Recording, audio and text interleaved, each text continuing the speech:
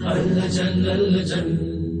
اللجن اللجن يا مولا اللجن اللجن اللجن اللجن اللجن اللجن اللجن يا صاحب الزمان اللجن اللجن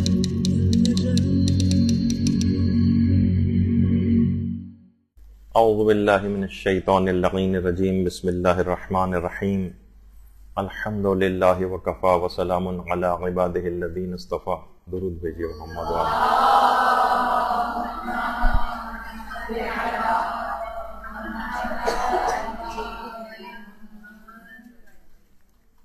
بہترین نماز کیسے پڑھیں، اس سلسلے کا درس نمبر 33.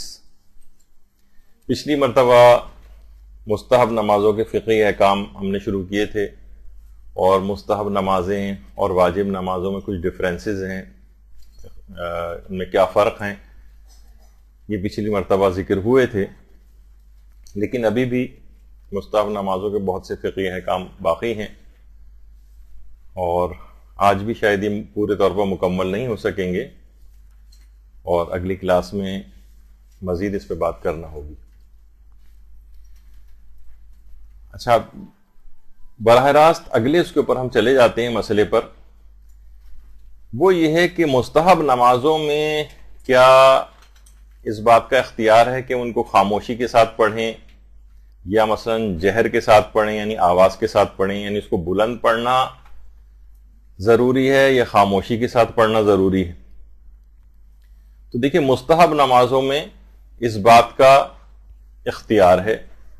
کہ خواہ اس کو جہری طور پر پڑھیں، خواہ اس کو اخفاتی طور پر پڑھیں، خواہ اس کو بلند آواز سے پڑھیں، خواہ اس کو آہستہ آواز میں پڑھیں. واجب نمازوں میں یہ اختیار نہیں. واجب نمازوں میں اگر کوئی شخص چاہے کہ میں جان بوجھ کر اس کی خلاف ورزی کرنے لگے، مرد حضرات کے حوالے سے بھی بات ہے اور خواتین کے اعتبار سے بھی. مثلا خواتین میں تو بہت سے مسائل کے اندر، جیسے خواتین کو اس بات کا اختیار نہیں ہے کہ وہ مثلا آہستہ آواز میں پڑھی جانے والی نمازوں کو بلند آواز سے پڑھنے لگے. ہاں، بلند آواز سے پڑھی جانے والی نمازوں میں خواتین کو اس بات کا اختیار ہوتا ہے کہ اس کو آہستہ بھی پڑھ سکتی ہیں واجب نماز کو، اور بلند آواز سے بھی پڑھ سکتی ہیں، بشرطے کوئی نامحرم سننے والا نہ ہو. تو ابھی مردوں کے حوالے سے ایک بات سن لیجئے کہ جو بھی بالجہر پڑھنے والی نمازیں، یعنی بلند آواز سے پڑھنے والی نمازیں، جیسے فجر ہے، مغرب اور عشاء کی ابتدائی 2 رکعات کی حمد و سورہ ہے، تو اس کو مردوں کو بلند آواز سے ہی پڑھنا ہے، یعنی آواز کا جوہر نکلنا چاہیے. اور پوری نماز بھی واجب نہیں، جیسے عام طور پر ہوتا ہے نا، دماغوں میں کانسیپٹ ہوتا ہے کہ جو بلند آواز سے پڑھی جانے والی نمازیں ہیں ان کو پورا بلند پڑھنا ہے. نہیں، صرف اور صرف مردوں کے لیے بھی صرف اتنا ضروری ہے کہ وہ صرف الحمد اور دوسرا سورہ بلند آواز سے پڑھیں، فجر کی نماز میں، مغرب اور عشاء کی ابتدائی 2 رکعات میں. اور ظہر اور عصر میں بھی حمد و سورہ کو ہی آہستہ پڑھنا ہے، یعنی ظہر اور عصر میں حمد و سورہ کو آہستہ پڑھنا ہے، یا تیسری اور چوتھی رکعت کی الحمد یا تسبیحات اربع کو آہستہ پڑھنا ہے. اس کے علاوہ پوری نماز بلند آواز سے پڑھی جا سکتی. اور بلند آواز سے پڑھی جانے والی نمازوں میں بھی، جیسے فجر، مغرب، عشاء کی ابتدائی 2 رکعت، اس میں بھی صرف حمد و سورہ کو بلند آواز سے پڑھنا ہے، باقی پوری نماز آہستہ آواز میں پڑھی جا سکتی. حتیٰ کہ تکبیرۃ الاحرام بھی آہستہ آواز میں کوئی شخص کہہ سکتا ہے. یہ صرف حمد اور سورہ کا مسئلہ ہے بس. اور یہ بھی ہے کہ جان بوجھ کر اس کی خلاف ورزی نہیں ہو سکتی. یعنی اگر بھولے سے خلاف ورزی ہو جائے، مثلا جو آہستہ آواز میں پڑھے جانے والی نماز ہے، آپ نے نا ایک دم سے بلند آواز میں پڑھنا شروع کر دی بھولے سے، یا کوئی شخص مسئلہ نہ جاننے کی وجہ سے ایسی نمازیں پڑھتا رہا ہو، جیسے کہ ہم نے اکثر مرد حضرات کو دیکھا ہے. مرد حضرات اکثر فجر کی نماز پڑھ رہے ہیں، دیکھ رہے ہوتے ہیں تو بالکل خاموشی سے کوئی آواز ہی نہیں نکل رہی. اگر اس کو مسئلہ پتا ہے اور پھر بھی ایسی کم آواز کے ساتھ کہ کسی کو پتہ ہی نہ چلے کہ شخص نماز پڑھ رہا ہے، بس کھڑا ہوا نظر آ رہا ہے، اتنی آہستہ نماز پڑھ رہا ہے آواز میں، یعنی آواز کا جوہر نہیں نکل رہا، تو احتیاط واجب کی بنا پر جان بوجھ کے اگر ایسا کر رہا ہے تو اس کی نماز باطل ہے۔ شرما حضوری میں سوچ رہا ہے کہ میری قرات شاید صحیح نہیں ہے، لوگ سنیں گے تو کہیں گے کہ اس کو نماز بھی پڑھنی نہیں آتی، اور پھر وہ آہستہ آواز میں پڑھنے لگے، جان بوجھ کے ایسا کر رہا ہے، نماز باطل ہو جائے گی احتیاط واجب کی بنا پر۔ تو لیکن اگر مسئلہ نہ جاننے کی وجہ سے ایسا کر رہا ہے تو پچھلی نمازوں کو صحیح سمجھا جائے گا، یا بھولے سے ایسا کر رہا ہے کہ اچانک سے وہ نماز پڑھنا شروع کی اور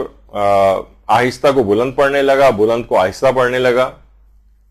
تو اس کی وہ نماز بھی صحیح سمجھی جائے گی۔ تو البتہ مستحب نماز کے اندر ایسا کچھ نہیں، مستحب نماز میں بالکل اس بات کا اختیار ہے کہ چاہے اس کو بلند آواز سے پڑھیں چاہے اس کو آہستہ آواز میں پڑھیں، بالکل اختیار ہے۔ اور عورت کے لیے جو مستحب نماز والا مسئلہ ہے کہ جو جہری نمازیں ہیں، جیسے کہ آپ کو ایک دفعہ پہلے بھی شاید میں نے بتایا تھا کہ عورتیں بلند آواز سے پڑھے جانے والی نمازوں کو بلند پڑھ سکتی ہیں، ان کو اس بات کی اجازت ہے، جیسے فجر، مغرب، عشاء کی ابتدائی 2 رکعات بلند آواز سے قرات کر سکتی ہیں۔ لیکن اگر کوئی نامحرم سن رہا ہو تو پھر ان کو اپنی آواز کو آہستہ کرنا پڑے گا کہ نامحرم کے کان تک آواز نہ جائے۔ اچھا، یہ تو واجب نماز کا مسئلہ ہے، اور عورت اگر مستحب نماز پڑھ رہی ہے تب بھی کیا یہی مسئلہ ہے؟ یعنی عورت کے لیے مستحب نماز میں اپنی آواز کو دھیما رکھنا، تو بہرحال یہ کہ بہرحال اس میں جس طریقے سے وہ اپنی واجب نماز پڑھتی ہے کوشش کرے کہ اس کے اندر بھی یہی والا طریقہ کار اختیار کرے۔ اچھا، یہ جو ہے ایک کہ جہر اور اخفات، یہ یعنی کون سی نمازیں بلند پڑھی جاتی ہیں، کون سی اخفاتی پڑھی جاتی ہیں، باقاعدہ اس کے لیے جو علل الشرائع ہے شیخ صدوق کی کتاب، اس کے اندر اس کی دوسری جلد کے اندر باقاعدہ ہمارے چھٹے امام امام جعفر صادق علیہ الصلوۃ والسلام اس میں ایک وجہ بھی بیان کی گئی ہے کہ یہ جو بلند آواز سے حمد و سورہ پڑھے جانے کا مسئلہ ہے اور آہستہ نمازیں کون سی قرار پائی ہیں، اس کی وجہ کیا ہے۔ وہ وجہ کیونکہ علل الشرائع کے اندر احکامات کی علتیں اور وجوہات بیان ہوئی ہیں۔ اس میں فرماتے ہیں ہمارے چھٹے امام کہ جب پیغمبر اسلام ختمی مرتبت صلی اللہ علیہ وآلہ وسلم اللہم صلی علی محمد، جب معراج کے سفر پر آسمانوں میں تشریف لے گئے تھے تو سب سے پہلی نماز جمعے کا دن تھا اور نماز ظہر کو سب سے پہلے واجب کیا گیا تھا۔ یہی وجہ ہے کہ مستحبات میں سے ہے کہ جمعے کے دن نماز ظہر کو بلند آواز سے پڑھنا مستحب ہے۔ ویسے تو نماز ظہر دیکھیے آہستہ آواز میں پڑھی جانے والی نماز ہے، لیکن جمعے کے دن یہ خصوصیت ہے جمعے کے دن نماز ظہر کی کہ اس کو بلند آواز سے بھی پڑھا جا سکتا ہے۔ خواتین نامحرم والی احتیاط کریں، لیکن جمعے کے دن ظہر کو بلند آواز سے پڑھنا مستحب ہے، بلند آواز سے پڑھنا، کیونکہ پیغمبر جمعے کا روز تھا اور ظہر کی نماز سب سے پہلے واجب ہوئی تھی، اور پیغمبر اسلام نے جمعے کے روز فرشتوں نے پیغمبر اسلام کی اقتدا میں نماز ظہر کو ادا کیا تھا، اور پیغمبر نے جمعے کے دن ظہر کی نماز میں الحمد اور دوسرے سورے کو بآواز بلند پڑھا تھا، اس وجہ سے یہ مستحب قرار پایا۔ اور اسی وجہ سے یعنی عورت اور مرد دونوں کے لیے مستحب ہے کہ روز جمعہ نماز ظہر کو بآواز بلند پڑھیں۔ البتہ اس کا بھی اختیار ہے کہ آہستہ پڑھیں، لیکن ثواب اس میں زیادہ ملے گا۔ حتیٰ کہ ضروری نہیں کہ ہم لوگ صرف اسی وقت ہمیں اس کا ثواب ملے گا جب نماز جمعہ وغیرہ کا وقت چل رہا ہوتا ہے کہ جمعہ کی قائم مقام ایک لحاظ سے نماز ظہر سمجھی جا رہی ہے۔ نہیں، اگر آپ نماز ظہر کو غروب سے مثلا آدھے گھنٹے پہلے پڑھ رہی ہیں، یعنی اتنا لیٹ بھی اگر آپ پڑھ رہی ہیں تب بھی ظہر کو بآواز بلند پڑھنا مستحب رہے گا۔ یعنی اس کے بعد ظاہر ظہر کے بعد آپ اثر پڑھیں گے، اثر تو آہستہ آواز ہی میں پڑھنا، لیکن یہ صرف اور صرف نماز ظہر کی خصوصیت ہے، اور صرف یہ خصوصیت اول وقت کے لحاظ سے نہیں ہے کہ جس وقت جمعہ وغیرہ ہو رہا ہوتا ہے تو اس کی قائم مقام اگر پڑھی جا رہی ہے تو آپ اس کو بلند پڑھ لیں اور بعد میں دیر سے پڑھیں گے تو آپ کو آہستہ پڑھنا ہے، نہیں، غروب سے پہلے تک بھی اس بات کا اختیار ہے۔ تو اچھا، پھر پیغمبر اسلام نے نماز ظہر پڑھائی اور اس کے بعد جب عصر کا وقت فضیلت آیا اس وقت پیغمبر اسلام نے نماز عصر کو وہاں پر فرادہ پڑھا، اور جو بھی حکم خدا تھا بہرحال فرشتے اس موقع پر اقتداء کے لیے پیغمبر کی موجود نہیں تھے، تو پیغمبر اسلام نے ظہر اور عصر کی نماز میں الحمد اور سورہ اخفاتی طور پر پڑھا، یعنی آہستہ آواز میں پڑھا۔ تو یہ نماز اس طور پر قرار پائی کہ نماز عصر کو ہمیشہ آہستہ آوازی میں پڑھا جائے گا۔ پھر اس کے بعد نماز مغرب و عشاء کا وقت آیا اور پروردگار نے نماز مغرب اور عشاء کو واجب کیا، تو فرشتوں نے پیغمبر اسلام کی اقتداء میں آ کر نماز مغرب اور عشاء پڑھی، اور اس میں پیغمبر اسلام نے حمد اور سورہ کو بآواز بلند پڑھا۔ اور اس کے بعد پھر پیغمبر اسلام کا سفر معراج اختتام پذیر ہوا، پیغمبر زمین کے اوپر واپس آئے، اور اس کے بعد پھر جب فجر کی نماز کا وقت آیا تو پیغمبر نے اگلی نماز یعنی نماز فجر کو باقاعدہ پیغمبر نے حکم دیا کہ فجر کی نماز کو بآواز بلند پڑھا جائے۔ تو زیادہ تر فقہا نے اس روایت کی بنا پر یہ فتویٰ دیا کہ جہری نمازوں میں حمد اور سورہ کو بآواز بلند پڑھنا، یعنی فجر، مغرب اور عشاء۔ یہ تقریباً سارے ہی ہمارے مراجع کا نظریہ، ایک دو مراجع مجتہدین ہمارے گزرے جیسے سید مرتضیٰ، وہ یہ کہتے تھے کہ جہری جو نمازیں ہیں یعنی اس میں ابتدائی 2 رکعت یعنی الحمد اور جو دوسرا سورہ ہے یہ بآواز بلند پڑھنا واجب نہیں، اور اس حکم کو استحباب پر محمول کیا ہے انہوں نے، یعنی کہا کہ مستحب ہے، لیکن باقی سارے آج اس وقت کے جتنے بھی موجودہ مراجع ہیں وہ فرماتے ہیں کہ اس کو بآواز بلند ہی پڑھا جائے، فجر، مغرب، عشاء کی ابتدائی 2 رکعت کے الحمد اور سورہ کو۔ اچھا، ہر شخص اب اپنے ظاہر اپنے فریضے کے مطابق عمل کرے گا، جیسے خواتین ہیں ان کے لیے الگ سے کچھ ڈفرینسز بیان کیے گئے ہیں، عورت اور مرد کی نمازوں کے الگ فرق ہیں،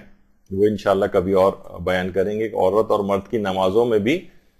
کچھ فرق پائے جاتے ہیں، اس میں کچھ مستحبات کے لحاظ سے بھی فرق ہیں۔ تو بہرحال اس کے اندر ایک فرق یہ بھی ہے کہ عورت کو اس بات کا اختیار ہے کہ جہری نمازوں کو آہستہ آواز میں بھی پڑھ سکتی ہے اور بلند آواز سے بھی پڑھ سکتی ہے، اگر نامحرم سن رہا ہے تو پھر بلند آواز سے پڑھی جانے والی نمازیں بھی آہستہ آوازی میں پڑھی جائیں گی۔ اچھا، اس میں ہر شخص کو نمازوں کے مسئلے میں اپنے فریضہ شرعی پر عمل کرنا ہوتا ہے، یہ بھی آپ کے دماغ میں رہنی چاہیے بات، اپنے فریضے۔ مثلا اگر کوئی شخص نماز اجارہ پڑھ رہا ہے، اچھا ضروری نہیں ہے کہ مثلا عورت ہے تو اس کی نماز اجارہ عورت ہی پڑھے، مرحومہ، اور اگر مرد ہے تو اس کی نماز اجارہ مرد ہی پڑھے گی، نہیں، عورت مرد کی نماز اجارہ پڑھ سکتی ہے، مرد عورت کی نماز اجارہ پڑھ سکتا ہے، بیٹا ماں کی قضا نمازیں پڑھ سکتا ہے، مرحومہ ماں کی، بیٹی مرحوم باپ کی قضا نمازیں پڑھ سکتی۔ تو اس میں مرحوم کو نہیں دیکھا جائے گا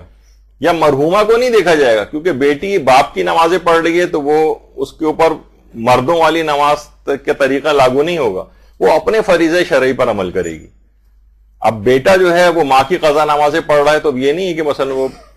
حجاب کے لحاظ سے پابندیاں یا کوئی اس قسم کی جو یعنی وہ اپنے فریضہ شرعی کے اوپر عمل کرے گا۔ تو اس لحاظ سے اس میں اپنے فریضہ شرعی پر عمل کیا جاتا ہے، اور مستحبی نماز میں جہر و اخفات کے حوالے سے جیسے کہ ابھی تذکرہ ہوا اس میں کوئی مسئلہ نہیں ہے، اور چاہیں تو بلند آواز سے بھی پڑھ سکتے ہیں اور چاہیں تو آہستہ آواز میں بھی پڑھ سکتے ہیں، لیکن جو نماز پنجگانہ ہے اس کے اندر یہ حکم آپ نے سنا، حتیٰ کہ اپنے اچھا بہت سے لوگ یہ کہتے ہیں کہ کیا قضا نمازوں میں بھی یہی حکم ہے ہمارا، یا ٹھیک ہے جو نماز قضا ہو گئی لیکن پھر بعد میں جس طرح سے بھی چاہیں پڑھ لیں آہستہ یا بلند، نہیں، قضا نمازوں کا بھی یہی حکم ہے جو ادا نماز کا ہے، یعنی اگر ظہر اور عصر کی قضا پڑھ رہے ہیں تو وہ آہستہ ہی پڑھنا ہے، فجر مغرب عشاء کی قضا پڑھ رہے ہیں تو وہ بلند سے ہی پڑھنا ہے مردوں کے لیے، عورتوں کو تو اختیار ہے جیسے کہ ابھی آپ نے سنا۔ اچھا، واجب نمازوں میں نامحرم سننے والا ہو تو احتیاط کی بنا پر عورت کو آہستہ ہی نماز پڑھنی ہے، لیکن ایک مسئلہ یہ ہے کہ کیا نامحرم کی موجودگی میں عورت مستحب نماز بآواز بلند پڑھ سکتی ہے، یا عورت کو ریلیکسیشن ہے؟ دیکھیے واجب نماز کے اندر تو احتیاط یہی ہے، ضروری یہی ہے کہ وہ آہستہ آواز میں پڑھے اگر نامحرم کے کان تک آواز جا رہی ہے۔ کیا یہ حکم مستحب نماز کے لیے بھی ہے یا اس میں کوئی ریلیکسیشن ہے؟ تو جواب یہ ہے کہ یہ حکم مستحب نماز کے لیے بھی ہے، یعنی اگر عورت نماز مستحبی پڑھ رہی، نماز جعفر طیار پڑھ رہی ہے، نماز شب قدر پڑھ رہی ہے، یا کوئی اور مستحب نماز پڑھ رہی ہے، نماز غفیلہ پڑھ رہی ہے، تو وہ بلند آواز سے نہیں، وہی جو جس طرح واجب نماز کو بلند آواز سے نہیں پڑھ سکتی نامحرم کے سامنے، اسی طریقے سے احتیاط کی بنا پر بلند آواز سے نہیں پڑھ سکتی۔ احتیاط واجب یہ ہے، احتیاط لازم یہ ہے کہ بلند آواز سے نہ پڑھے نماز مستحب بھی اگر نامحرم کے کان تک آواز جا رہی۔ یعنی اس کے معنی کیا ہیں؟ احتیاط واجب یا احتیاط لازم کہ اگر وہ بلند آواز سے پڑھے گی تو اس کی نماز شمار نہیں کی جائے گی۔ تو یہ اس کے اندر ایک خصوصیت کے ساتھ مسئلہ ہے۔ اچھا ایک بات اور یہ بھی یاد رہے کہ جہری نمازوں کے جو نافلہ ہیں، دیکھیے ہر نماز کے الگ، واجب نماز کے الگ الگ نافلہ ہیں، جہری نمازوں کے نافلہ بلند آواز سے اور اخفاتی نمازوں کے نافلہ آہستہ آواز میں پڑھنا بہتر ہے۔ یعنی اگر ظہر اور عصر کی کوئی شخص نافلہ پڑھنا چاہتا ہے، 8 رکعت جو ہوتے ہیں، تو ان میں مستحب یہ ہے کہ وہ آہستہ ہی پڑھے، لیکن ان کو اختیار ضرور ہے۔ یعنی اگر کوئی شخص جو ظہر اور عصر کی جو اصل واجب نماز ہے وہ تو آہستہ آوازی میں پڑھنا ہے عورت اور مرد دونوں کو، لیکن اس کے نافلہ میں اس بات کا اختیار مل جاتا ہے کہ وہ بلند بھی پڑھ سکتے ہیں اور آہستہ بھی پڑھ سکتے ہیں، لیکن دونوں میں ثواب کس کا زیادہ ہے؟ تو جواب یہ ہے کہ اخفاتی نمازوں کے نافلہ کا اخفاتی طور پر آہستہ آواز میں پڑھنا زیادہ ثواب رکھتا ہے، اور جہری نمازوں کے نافلہ جہری پڑھنا، بلند آواز سے پڑھنا یہ زیادہ ثواب رکھتا ہے، لیکن اختیار دونوں میں۔ تو یہ دماغ میں رہنا چاہیے، البتہ اختیار ضرور ہے، لیکن زیادہ بہتر، بافضیلت، زیادہ ثواب کا حامل یہ ہے کہ جہری کے جہری اور اخفاتی کے اخفاتی جو ہے وہ نافلہ اس طور پر آہستہ آواز کے اندر جو ہے وہ پڑھے جائے۔ پھر ایک سوال یہ پیدا ہوتا ہے کہ عورت کے لیے مستحب نماز میں حجاب کے لحاظ سے کوئی ریلیکسیشن ہے؟ دیکھیے واجب، یہ بھی خواتین پوچھتی ہیں کہ مثلا ہمیں نماز شب پڑھنا ہے، کیا وہی پورا اہتمام کریں اس طرح ہم واجب نماز کے لیے کرتے ہیں حجاب کے اعتبار سے؟ کیا وہی سب شرائط ہیں؟ تو دیکھیے جیسے کہ عورتوں میں نماز واجب کے لحاظ سے یہ ہے کہ جناب اس کا چہرہ اور ہاتھ کلائی کے جوڑ تک وہ کھول سکتی ہے، حتیٰ کہ اگر کوئی نامحرم دیکھنے والا نہیں ہے تو وہ پاؤں بھی کھول سکتی ہے، پاؤں کو جو ٹخنے کا جو جوڑ ہے وہاں تک پاؤں بھی، اس میں موزے پہننا واجب نہیں اگر کوئی نامحرم موجود نہیں ہے۔ نماز، اچھا یہ بہت سے لوگ اس سے دھوکہ کھا جاتی ہیں، اور اکثر لوگ نماز کا یہ والا حکم نکال کے علماء کے پاس لے کر جاتی ہیں، یہ دیکھیے کہاں عورت کے لیے پاؤں کا چھپانا، موزے پہننا واجب لکھا ہے، اس کے اندر لکھا ہے کہ پاؤں کھول سکتی ہے۔ تو یہ اس وقت کا حکم ہے کہ جس وقت کوئی نامحرم وہاں پر موجود نہ ہو۔ اچھا نماز کی ریکوائرمنٹ میں اور شرائط میں نہیں ہے یہ چیز، نماز کی شرائط میں نہیں ہے کہ عورت کے پاؤں چھپے ہوئے، وہ نامحرم کے حجاب کے لحاظ سے ایک حکم ہے کہ حجاب کی پابندی کرنا ہے، یعنی اس کے لیے، ورنہ یہ لازم نہیں۔ مثلا اگر کوئی عورت گناہ کرتے ہوئے وہ پاؤں میں موزے نہ پہنے اور نامحرم بھی موجود ہیں وہاں پر، وہیں پہ ان کے سامنے وہ نماز پڑھ رہی ہے، اس کے پاؤں کھل رہے ہیں سجدے میں جاتے وقت، یا مثلا چادر اس کی اونچی ہے اور اس میں سے پاؤں اس کے نظر آ رہے ہیں، تو اس کی نماز تو ہو جائے گی لیکن وہ بے حجابی کا گناہگار ہوگی۔ یعنی اس کی شرائط میں سے نہیں ہے کہ اس کے پاؤں چھپے ہوئے ہوں نماز کے اعتبار سے، یعنی صرف حجاب کے لحاظ سے پاؤں کا چھپا ہوا ہونا یہ ضروری ہوتا، تو نماز اس کی پھر بھی ہو جائے گی۔ اب ہاں وہ تو ایک الگ مسئلہ ہے، اس میں کسی بھی طور پر اپنے آپ کو اس کو چاہیے کہ اس کو وہ چھپائے، اور آگے بڑھ کر کوئی چیز بھی اٹھا کر اپنے پاؤں کے اوپر جو ہے وہ رکھ سکتی ہے، اپنی چادر کو جو ہے مثلا یا لباس کو یا نچلا کوئی اس نے کو جو بھی پہنا ہوا ہے اس کو اس طرح سے وہ کر لے کہ وہ پاؤں اس کا، بہرحال کسی بھی طریقے سے اس کو پاؤں کو چھپانے کی اس کو چاہیے کہ وہ کوشش کرے، لیکن بہرحال نماز پر اس کے فرق نہیں پڑے گا اگر بے حجابی اس کی ہو جاتی ہے، اگر اس میں اپنی وہ گناہگار ہے تو وہ اس گناہ کے باوجود بھی بہرحال نماز کی قضا اس کو نہیں کرنی، یا نماز کو وہ باطل نہیں سمجھے گی، لیکن بے حجابی کا اس کو بہرحال گناہ ملے گا، تو اس لحاظ سے تو اس کو احتیاط کرنی چاہیے۔ اچھا اب ہاں البتہ اس کے اندر پھر عورت کے ایک اور ہے کہ اس کے بال نظر نہیں آنے چاہیے، حتیٰ کہ اگر نماز کے دوران اس کے بال نظر نہیں آ رہے تھے، لیکن بعد میں جب ایسی نماز ختم ہوئی، وہ مثلا سامنے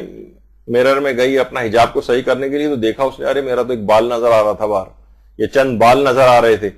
تو وہ پڑھی گئی نماز اس کی صحیح سمجھی جائے گی۔ لیکن اگر یہ چیز دوران نماز ہو جائے کہ دوران نماز اس نے حجاب صحیح طور پر نہیں کیا، اور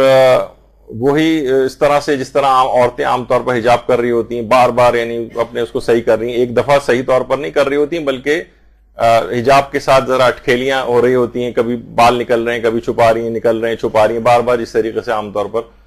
مشاہدہ ہوتا ہے معاشرے کے اندر، تو اس میں پھر یہ مسئلہ ہوتا ہے کہ اگر عورت کے بال اس میں نظر آئے تو آغا سیستانی فرماتے ہیں بغیر کسی وقت ضائع کیے فوراً وہ جو ہے اپنے بالوں کو چھپا لے تو اس کی نماز صحیح ہو جائے گی۔ لیکن اس نے اگر ذرا سی بھی تاخیر کر دی تو اس کی نماز باطل ہے، اور بہت سے مراجع تو کہتے ہیں کہ چاہے وہ فوراً چھپا بھی لے تب بھی اس کی نماز باطل ہو جائے گی۔ لیکن بہرحال یہ کہ کم سے کم آغا سیستانی وغیرہ کا یہ مسئلہ ہے کہ وہ کہتے ہیں کہ فوراً اقدام، جیسے ہی اس کو احساس ہو کہ میرے کچھ بال نظر آ رہے ہیں فوراً چھپائے، اگر اس نے نہیں چھپائے تو اس کی نماز باطل ہے۔ تاخیر اگر اس نے کر دی، سوچ بچار کرنے لگی چھپاؤں نہیں چھپاؤں کیا کروں، تو بس نماز گئی اس کی، اس کے بعد وہ ٹھیک سے حجاب کرے پھر دوبارہ نماز پڑھے۔ لیکن فوراً چھپا لے تو اس کی نماز صحیح سمجھی جائے گی۔ تو اب مسئلہ یہ ہے کہ کیا مستحب نماز میں یہی ساری وہ ہے، نماز شب پڑھنے جا رہی ہے، نماز جعفر طیار پڑھنے جا رہی ہے، کوئی اور مستحب نماز پڑھنے جا رہی ہے، تمام یہی شرائط ہیں یا اس میں کوئی ریلیکسیشن؟ تو جواب یہ کہ اس میں کوئی ریلیکسیشن نہیں ہے، اور پوری وہی واجب نماز والے حجاب کی ساری شرائط ہیں جو کہ واجب نماز میں وہی مستحب نماز میں بھی ہیں، وہی مستحب نماز میں بھی۔ تو یہ فرق اس لحاظ سے اس کے اندر آ جاتا ہے۔ پھر ایک مسئلہ اور بھی ہے کہ کیا سنتی نمازوں میں بھی آپ نے سنا تھا کہ سنتی نمازیں چلتے پھرتے بھی پڑھی جا سکتی ہیں، سواری پر بھی پڑھی جا سکتی ہیں، ڈرائیو کرتے ہوئے بھی پڑھی جا سکتی ہیں، بیٹھ کے بھی پڑھی جا سکتی ہیں، کیا سنتی نماز لیٹ کر پڑھی جا سکتی ہے؟ دیکھیے یہ سوال اپنی جگہ پر ہے، لیکن اس کے اندر سوال کرنے والے کی سستی اور کاہلی کو بھی آپ کو دماغ میں رکھنا پڑے گا کہ وہ کھڑے ہو کر، یعنی اب وہ بیٹھنے کی بھی اجازت کی بجائے کہہ رہے ہیں لیٹ کر بھی پڑھنے کی ہمیں اجازت ہے یا اجازت نہیں۔ تو دیکھیے ابھی اس کا تو میں بتاتا ہوں لیٹ کرنے والا مسئلہ، لیکن کھڑے ہو کر پڑھنا یا بیٹھ کر پڑھنا اس کے اندر بھی اجازت تو ہے کہ چاہے کھڑے ہو کر پڑھیں چاہے بیٹھ کر پڑھیں، لیکن اس میں بھی افضل اور زیادہ ثواب یہ ہے کہ کھڑے ہو کر ہی پڑھنا ہے، بیٹھ کر پڑھنے کا ثواب کم ہے۔ اچھا اب لیٹ کر پڑھنے کا کیا حکم ہے؟ آغا سیستانی فرماتے ہیں کہ مستحب نماز کو حالت اختیار میں لیٹ کر نہیں پڑھا جا سکتا، اشکال ہے اس کے اندر۔ البتہ کوئی بھی شخص اگر پھر بھی پڑھنا چاہے تو رجائے مطلوبیت کی نیت سے پڑھ سکتا ہے، شاید ثواب مل جائے، لیکن مستحب کی نیت نہیں کر سکتا۔ وہ کہتے ہیں مستحب کی نیت کرنے میں اشکال ہے، رجائے مطلوبیت کی نیت کرے۔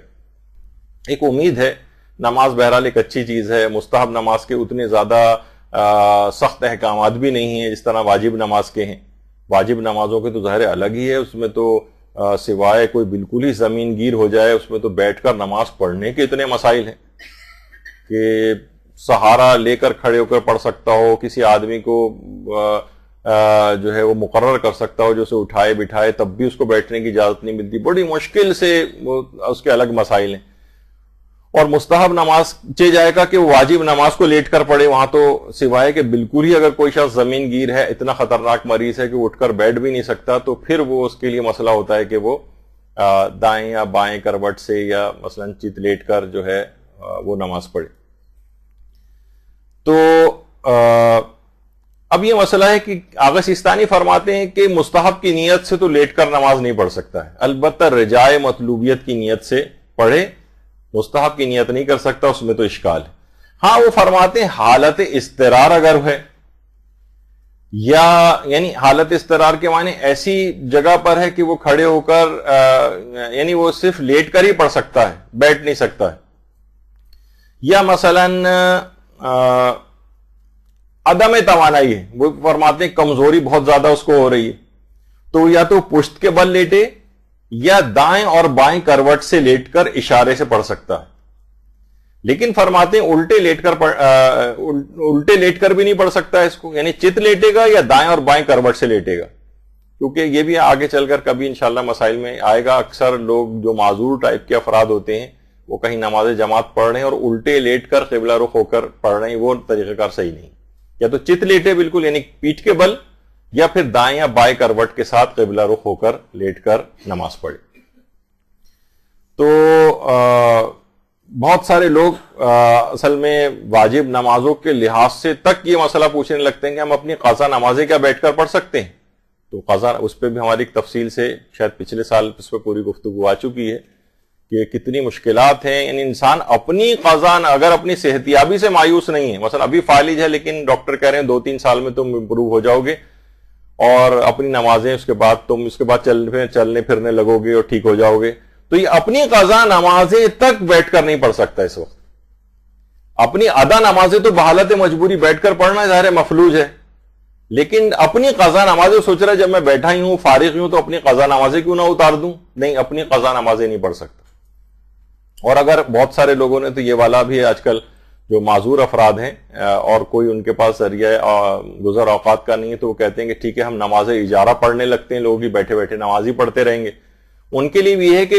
جو اپنی صحتیابی سے مایوس ہے وہ اپنی قضا نمازیں تو پڑھ سکتا ہے. مثلا ڈاکٹر نے کہہ دیا اب ساری زندگی مفلوج رہنا ہے اپنے، اب تم کوئی نماز جو ہے کبھی کھڑے ہو ہی نہیں سکتے ہو، تو یہ اپنی قضا نمازیں تو پڑھ سکتا ہے، لیکن اجارے کی کسی اور کی قضا نمازیں اپنے والدین وغیرہ کی نہیں پڑھ سکتا. تو یہ ہے. تو بہرحال لیٹنے کے حوالے سے تو اور ہی زیادہ ویسا مسئلہ ہے. ہمارے کتنے علماء ہیں تو لوگ واجب نماز میں پوچھتے ہیں کہ قضا نمازیں جناب کیا ہم بیٹھ کے پڑھ سکتے ہیں؟ تھکاوٹ کی وجہ سے آفس سے بہت تھکے آئے ہوتے ہیں، اپنی قضا نمازیں بھی ظاہر اتارنی ہے تو بیٹھ کے پڑھنے نہیں. اپنی قضا نمازیں اس طرح سے بیٹھ کر، سوائے اس کے کہ جو اپنی صحتیابی سے مایوس ہے وہ صرف اپنی قضا نمازیں بیٹھ کر پڑھ سکتا ہے، ذاتی طور پر کسی اور کی بھی نہیں پڑھ سکتا.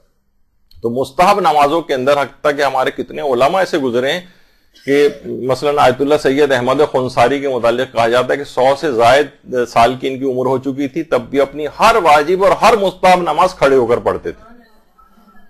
اللہم صلی علی محمد و آل محمد.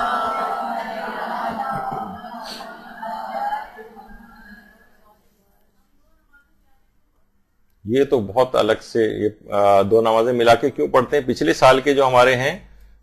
اس کے اندر اس کی کچھ تفصیل آ چکی ہے، احادیث بھی اس کے اندر پیش کی جا چکی ہیں کہ 2 نمازیں ملا کر پڑھنا ہمارے ہاں اختیار ہے، اجازت ہے شریعت کے اندر، لیکن مستحب یہ ہے کہ ہر نماز کو اپنے اپنے اوقات فضیلت میں پڑھا جائے. پھر اپنے اپنے اوقات فضیلت کیا ہیں یہ پچھلے سال جو ہمارے نمازوں کے درس ہو چکے ہیں اس کے اندر ہم تفصیل سے بیان کر چکے ہیں، تو وہ بھی انٹرنیٹ پہ اپلوڈڈ ہے، اس پہ سن سکتی ہیں. اچھا، اب اس کے بعد ایک مسئلہ یہ بھی ہے کہ یہ جو ہے چیز اس میں اس حد تک اجازت ہے مستحب نماز میں کہ اگر ہم چاہیں تو 1 رکعت کھڑے ہو کر پڑھ لیں اور 1 رکعت بیٹھ کر پڑھ لیں، اس تک کی اجازت ہے. چاہیں تو دونوں رکعت کھڑے ہو کر پڑھیں، دونوں بیٹھ کر پڑھیں، چاہے دونوں رکعت جو ہے میں سے 1 رکعت کھڑے ہو کر پڑھیں، دوسری رکعت بیٹھ کے پڑھ لیں. اس سے کوئی یعنی اس پہ مستحب نماز کے اندر اس لحاظ سے کافی ریلیکسیشن ہے. البتہ لیٹ کر پڑھنے کے اندر اشکال ہے جو کہ اس سے پہلے آ گیا. اچھا، پھر ایک مسئلہ یہ بھی اکثر لوگ پوچھتے ہیں کہ کیا جس پر قضا نمازیں ہوں کیا وہ اپنی مستحب نمازیں پڑھ سکتا ہے؟ تو لوگ اس کو شاید روزے کی طرح کا مسئلہ سمجھتے ہیں کہ کسی بھی شخص پر اگر رمضان کا قضا روزہ باقی ہے تو وہ مستحبی روزہ نہیں رکھ سکتا، لیکن سوچتے ہیں کہ شاید اس لحاظ سے پھر نمازوں کا بھی یہ مسئلہ ہوگا. تو نہیں، نمازوں کا یہ مسئلہ نہیں. جس پر اپنی قضا واجب نمازیں ہوں اس کو اس بات کا اختیار ہے کہ وہ اپنی مستحب نمازیں بھی پڑھ سکتا ہے، یعنی اس میں کوئی حرج نہیں ہے، پڑھ سکتا ہے، بالکل اس بات کی اجازت ہے. تو حتیٰ کہ آپ نے پچھلی مرتبہ سنا تھا کہ آغا سیستانی کی احتیاط واجب تھی، اشکال لگاتے تھے کہ حتیٰ کہ کسی نے نظر کر کے بھی اپنے اوپر واجب کیا ہوا ہے اگر کوئی روزہ، تو جب تک قضا اس کے رمضان کے قضا نہ اتر جائیں تب تک وہ اپنی نظر کو بھی پورا نہیں کر سکتا. پھر آپ کو پچھلی جو احتیاط واجب کی گفتگو آئی تھی تو اس میں حل بتایا گیا تھا کہ اس کی طرف رجوع کر لیں تو پھر اس کا حل ہو جاتا ہے مسئلے کا. تو قضا نمازیں جس کے اوپر باقی ہیں بھی واجب تو وہ اپنی مستحب نمازیں پڑھ سکتا ہے. اور بہت سے لوگ یہ کہتے ہیں کہ اچھا ہم پر اپنی قضا نمازیں تو کیا ہم اپنے کسی مرحوم کی یا اجارے پر قضا نمازیں پڑھ سکتے ہیں؟ ٹھیک ہے ہم مستحب نماز خود تو پڑھ رہے ہیں، لیکن ہم اپنے لیے مستحب نماز نہیں پڑھ رہے. ہم مثلا جس پر اپنی قضا نمازیں ہیں وہ مرحوم کی قضا نمازیں پڑھنے لگے، تو دماغ میں یہ آتا ہے کہ بھائی تم پر تو اپنی قضا نمازوں کا بوجھ اتارنا واجب تھا، تم کسی اور سے پیسے لے کے اور مثلا اجارے کی نمازیں کیوں پڑھنے لگے؟ تم پر تو اپنی قضا نمازیں واجب تھیں، تم اپنے مرحوم والدین کی فی الحال کہاں سے پڑھنے لگے؟ تو اس کا جواب یہ، اور تمام علماء کا یہی فتویٰ ہے کہ جس پر اپنی قضا نمازیں ہوں وہ مرحوم کی قضا نمازیں بھی پڑھ سکتا ہے اور اجارے کی نمازیں بھی پڑھ سکتا ہے. یہ روزوں والا جیسا مسئلہ ایسا نہیں ہے، اور بلکہ روزے کے اندر بھی یہ والی چیز آتی ہے کہ اگر کسی کے اوپر قضا روزے ہوں تو وہ مرحوم کے قضا روزے رکھ سکتا ہے. چلیں وہ فی الحال روزے کے ساتھ کنفیوز نہیں کرتے، وہ جب رمضان آئیں گے اس سے پہلے بھی آپ کی کلاسز ہوں گی، جو ایک ریفریشر سے کلاسز ہوتی ہیں ہماری رمضان میں روزے کے فقہی مسائل کی، اس میں یہ چیز آئے گی. تو بہرحال قضا نمازیں کسی کے اوپر ہوں تو وہ مرحوم کی قضا نمازیں بھی پڑھ سکتا ہے، اجارے کی نمازیں بھی پڑھ سکتا ہے اور مستحب نمازیں بھی پڑھ سکتا ہے. پھر ایک سوال خواتین کا یہ بھی آتا ہے کہ استحاضے کے اندر جو خواتین عام طور پر ہوتی ہیں تو ان کے لیے اگر وہ کوئی مستحب نمازیں پڑھنا چاہیں تو ان کے احکام وہی ہیں جو واجب نمازوں کے اندر ہوتے ہیں مثلا. اچھا یہاں پر پھر وہ رہے کہ حیض اور نفاس کی بات نہیں ہو رہی، اس میں تو خیر نمازیں پڑھ ہی نہیں سکتی، پڑھنا ہی حرام ہے. استحاضے والی عورت کی جو کہ اس دونوں کے درمیان میں ہوتی ہے کہ پاک ہے یا ناپاک ہے، اس کا ایک سلسلہ چل رہا ہوتا ہے اس کا. تو اس میں جیسے کہ عام طور پر یہ ہوتا ہے کہ جیسے استحاضہ قلیلہ، اگر کسی کو استحاضہ قلیلہ کے عالم میں ہے تو اس کے لیے پھر یہ حکم یہ ہوتا ہے کہ وہ ہر نماز واجب کے لیے الگ وضو کرے. یعنی مثلا وہ اگر ظہر اور عصر کی نماز پڑھنا چاہ رہی ہے یا فجر کی اس کی نماز قضا ہو گئی تھی یا فجر ظہر عصر پڑھنا چاہ رہی ہے، تو اب اس کے لیے حکم ہے ہر نماز کے لیے، چاہے اس کا وضو ابھی ٹوٹا بھی نہیں ہے بظاہر، تب بھی وہ ہر نماز کے لیے الگ وضو کرے. فجر کی نماز پڑھنے کے بعد یعنی وہ ایک وضو سے پڑھی اس نے، اس کے بعد ظہر کے لیے دوسرا وضو کرے، عصر کے لیے تیسرا وضو کرے، اور مغرب عشاء کے اندر بھی اسی طریقے سے الگ، یعنی دن کی 5 نمازوں کے لیے 5 وضو ہیں. اچھا یہ مسئلہ کیا مستحب نماز کے لیے بھی آئے گا؟ تو جواب ہے کہ جی ہاں، یہ اس کے اوپر بھی آئے گا. یعنی مثلا اگر وہ عورت نماز شب پڑھنا چاہے، نماز شب کے اندر 6 نمازیں، دیکھیے 4 نمازیں تو وہ پڑھے گی نماز شب کی نیت سے، 2 رکعت وہ پڑھے گی نماز شفا کی نیت سے، اور 1 رکعت پڑھے گی نماز وتر کی نیت سے. 4 5 6. اس کا مطلب یہ ہے کہ اسے نماز شب پڑھنے کے اندر استحاضہ قلیلہ والی عورت کو 6 وضو کرنے پڑیں گے، اور اس کے بعد اس کا ارادہ ہے کہ میں نماز جعفر تیار پڑھ لوں، ایک وضو اور کرنا پڑے گا. کوئی اور یعنی جتنی نمازیں وہ پڑھے گی اتنی ہی زیادہ اس کو وضو کرنے پڑیں گے. حتیٰ کہ اگر وہ استحاضہ قلیلہ والی ہے اور وہ کوئی طواف کر رہی ہے اور واجب طواف کر رہی ہے تو طواف کے لیے الگ وضو کرنا پڑے گا اور نماز طواف کے لیے الگ وضو کرنا پڑے گا. تو وہاں عام طور پر اسپرے بوٹل چھوٹی چھوٹی خواتین اپنے ساتھ رکھتی ہیں، اور وہیں خانہ کعبہ کے صحن میں ہی فوراً 10 منٹ کے اندر ہی انہیں وضو کر کے چادر اپنے اوپر عام طور پر ڈال لیتی ہیں. اس کے چادر کے اندر اس طرح چھپ جاتے ہیں، تو کسی بھی کونے میں بیٹھ کے اسی کے اندر وضو کر کے اور پھر دوبارہ فوراً جا کے وہ اپنا نماز طواف وغیرہ پڑھ لیں. 2 کرے گی کیونکہ 2 رکعت کی 2 نمازیں. تو اس طرح سے یعنی جتنی نمازیں اتنے وضو. یہ واجب نماز میں بھی حکم ہے، اور یہی والا مسئلہ ان کی سنت نمازوں کے لحاظ سے بھی. اور اگر اس کے بعد پھر ایک آتا ہے کہ جناب جو استحاضہ کثیرہ کے حوالے سے میں اس کی بہت زیادہ تفصیل میں نہیں جاؤں گا، لیکن بہرحال آغا سیستانی فرماتے ہیں کہ جیسے کہ غسل جو ہے استحاضہ کثیرہ وضو کے لیے کافی ہوتا ہے، اور اس کے اندر آپ کو پتہ ہے کہ ایک دن میں مثلا اس کو 3 غسل بھی کرنا پڑتے ہیں، اور فوراً بعد نماز پڑھنا پڑتی ہے، کیونکہ اگر اس نے دیر کی تو وہ غسل ناکافی ہو جاتا ہے. حتیٰ کہ وہاں پر جو جب عمرے وغیرہ کے حج کے لیے جاتے ہیں تو وہاں پر بھی یہ تمام مسئلے عورتوں کو سیکھ کر جانے چاہیے کہ بعض اوقات 3 غسل اور بعض اوقات 5 غسل بھی ان کو کرنے پڑ سکتے ہیں. تو وہ یہ سب چیزیں بہرحال دماغوں میں اس لحاظ سے جو ہے رکھنی چاہیے. تو اس کے بعد بہرحال آغا سیستانی فرماتے ہیں کہ استحاضہ کثیرہ کے غسل کے بعد وضو کی ضرورت تو نہیں ہوتی، لیکن احتیاط مستحب یہ ہے کہ غسل کر لے. لیکن اگر وہ وضو کر لے، اگر وضو کرنا چاہے وہ ضروری تو نہیں ہے، لیکن اگر وہ پھر بھی وضو کرنا چاہ رہی ہے تو اس کے لیے ضروری ہے کہ وضو غسل سے پہلے کرے. یہ بس ایک چیز ہے. اچھا، پھر ایک چیز اس میں ایک اور بھی آتی ہے استحاضہ متوسطہ کے اعتبار سے. استحاضہ متوسطہ میں احتیاط لازم یہ ہے کہ پہلے غسل کرے اور پھر اس کے بعد وضو کرے. آقا سیستانی فرماتے ہیں. اچھا، اب یہاں پر ایک تھوڑی سی پرابلم ایک یہ آتی ہے کہ دیکھا جائے تو پہلے غسل کر رہی ہے پھر وضو کر رہا ہے اس کو، اب وہ اس کا سر بھی اس کا گیلا ہوا ہے، اس کو خشک کرے گی، اس کے بعد وضو کرے گی، تو ایک لحاظ سے زحمت ہو جائے گی اس کو. تو یہاں پر ایک مسئلے کا حل یہ ہے کہ یہاں پر اگر وہ آیت اللہ وحید خراسانی کی طرف رجوع کر لے. آیت اللہ وحید خراسانی بھی یہی کہتے ہیں، امام خمینی بھی یہی کہتے تھے، آقا کوئی بھی یہی کہتے ہیں کہ ایک عورت کو اختیار ہے کہ چاہے وضو پہلے کرے غسل سے یا وضو غسل کے بعد کرے، اس کو اختیار ہے. تو یہاں پر اگر وہ رجوع کر لے اور وضو غسل سے پہلے ہی کر لے تو اس کو سر کو خشک مسح وغیرہ کے لیے کرنے کا اتنی پرابلم نہیں ہوگی. تو بہرحال ابھی میں ظاہر ہے اس کے مسائل تو نہیں بتا رہا ہوں، لیکن یہ کہ مستحب نمازوں کے لحاظ سے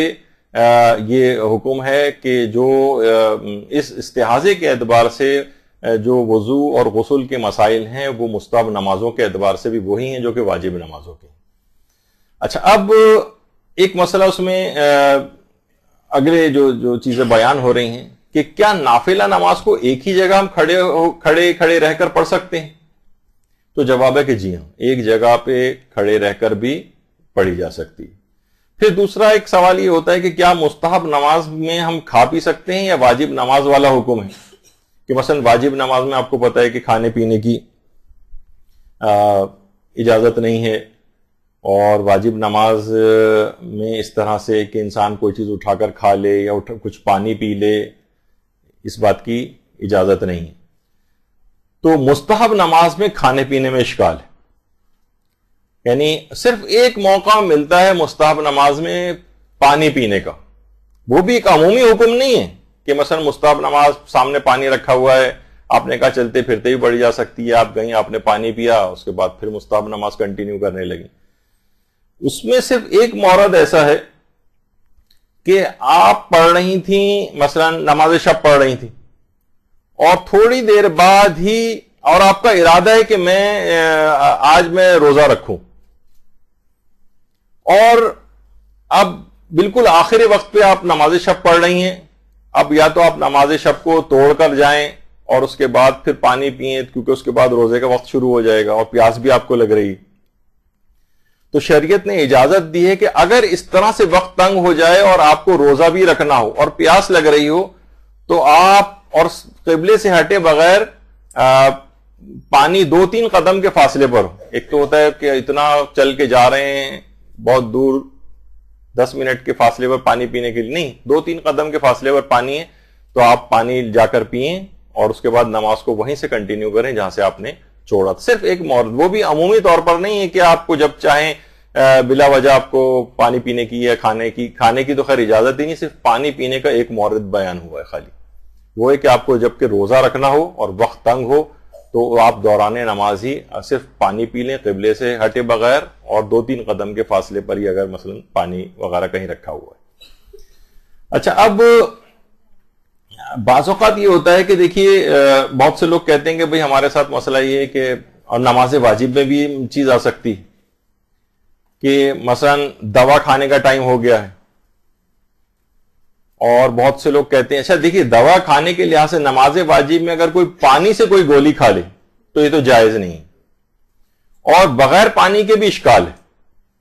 مثلا بہت سے لوگ کہتے ہیں کہ ہمیں اچانک سے مثلا دل میں تکلیف ہونے لگی اور مثلا کوئی ہارٹ پیشنٹ، تو ٹھیک ہے پانی تو نہیں پی سکتا لیکن گولی نکال کے اس نے مثلا جو ہے منہ میں ڈال کے نگل لی. تو دیکھیے اس کے اندر تو پھر اگر عقلی اور شرعی وجہ آ جائے تو وہ تو نماز کو توڑ بھی سکتا ہے. بھائی وہ تو اس کو مثلا محسوس ہو رہا ہے کہ میرے چیسٹ میں پین ہو رہا ہے تو وہ شریعت کہتی ہے نماز توڑ دو، جاؤ گولی کھاؤ پانی کے ساتھ کھاؤ اور اس کے بعد نماز پڑھ لو. لیکن دوران نماز اس کی اجازت نہیں ملے گی. ہاں البتہ ایک چیز ہے، وہ یہ ہے کہ دوران واجب نماز بھی اور مستحب نماز بھی کوئی سانس کے جو مریض ہیں وہ نماز کی حالت میں انہیلر کو استعمال کر سکتے ہیں. اچانک سے اس کا سانس پھولنے لگا، نماز میں خشوع خضوع نہیں ہو رہا ہے، جیب میں انہیلر رکھا ہوا ہے، اس نے نکالا 2 پف ڈالے اپنے منہ میں اور اس کے بعد نماز کنٹینیو کرنے لگا. ظاہر ہے یہ فعل قلیل بھی ہے, کوئی فعل کثیر نہیں ہے کہ جس سے نماز باطل ہو.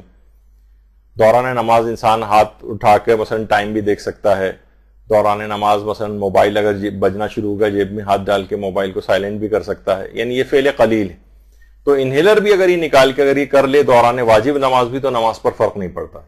تو مستحب نماز میں بھی ایسا کر سکتا ہے. بہت سے نوجوان عام طور پہ پوچھتے ہیں, تو چلیں اس لحاظ سے کہ اسلام میں ہر چیز کے احکام موجود ہیں, وہ یہ کہتے ہیں کہ کیا نماز میں ہم چیونگم چبا سکتے ہیں, پہلے سے اب نکال کر پھینکیں گے تو ضائع ہو جائے گی, ابھی تو ہمیں 1-2 گھنٹے تک اور بھی مثلا اس کو استعمال کرنا تھا. تو بہرحال چلیں ان کے لحاظ سے بھی فقہی مسئلہ ہے. تو اس میں یہ ہے کہ اگر چیونگم چبانے سے اس کا رس باقاعدہ حلق سے نیچے اگر اتر رہا ہو, اس کی مٹھاس, وہ تمام چیزیں, تو پھر تو اس میں اشکال ہے. لیکن اگر اس کو فقط منہ کے کونے میں رکھ لیا جائے, جیسے عام طور پر بہت سے افراد جو ہیں وہ نسوار وغیرہ سائڈ میں کونے میں رکھ لیتے ہیں, لیکن بالفرض تو اگر کوئی شخص صرف ظاہر ہے کہ اس کو چبا نہیں رہا ہے, وہ نہ اس کا رس حلق میں جا رہا ہے, اور وہ صرف اگر اپنے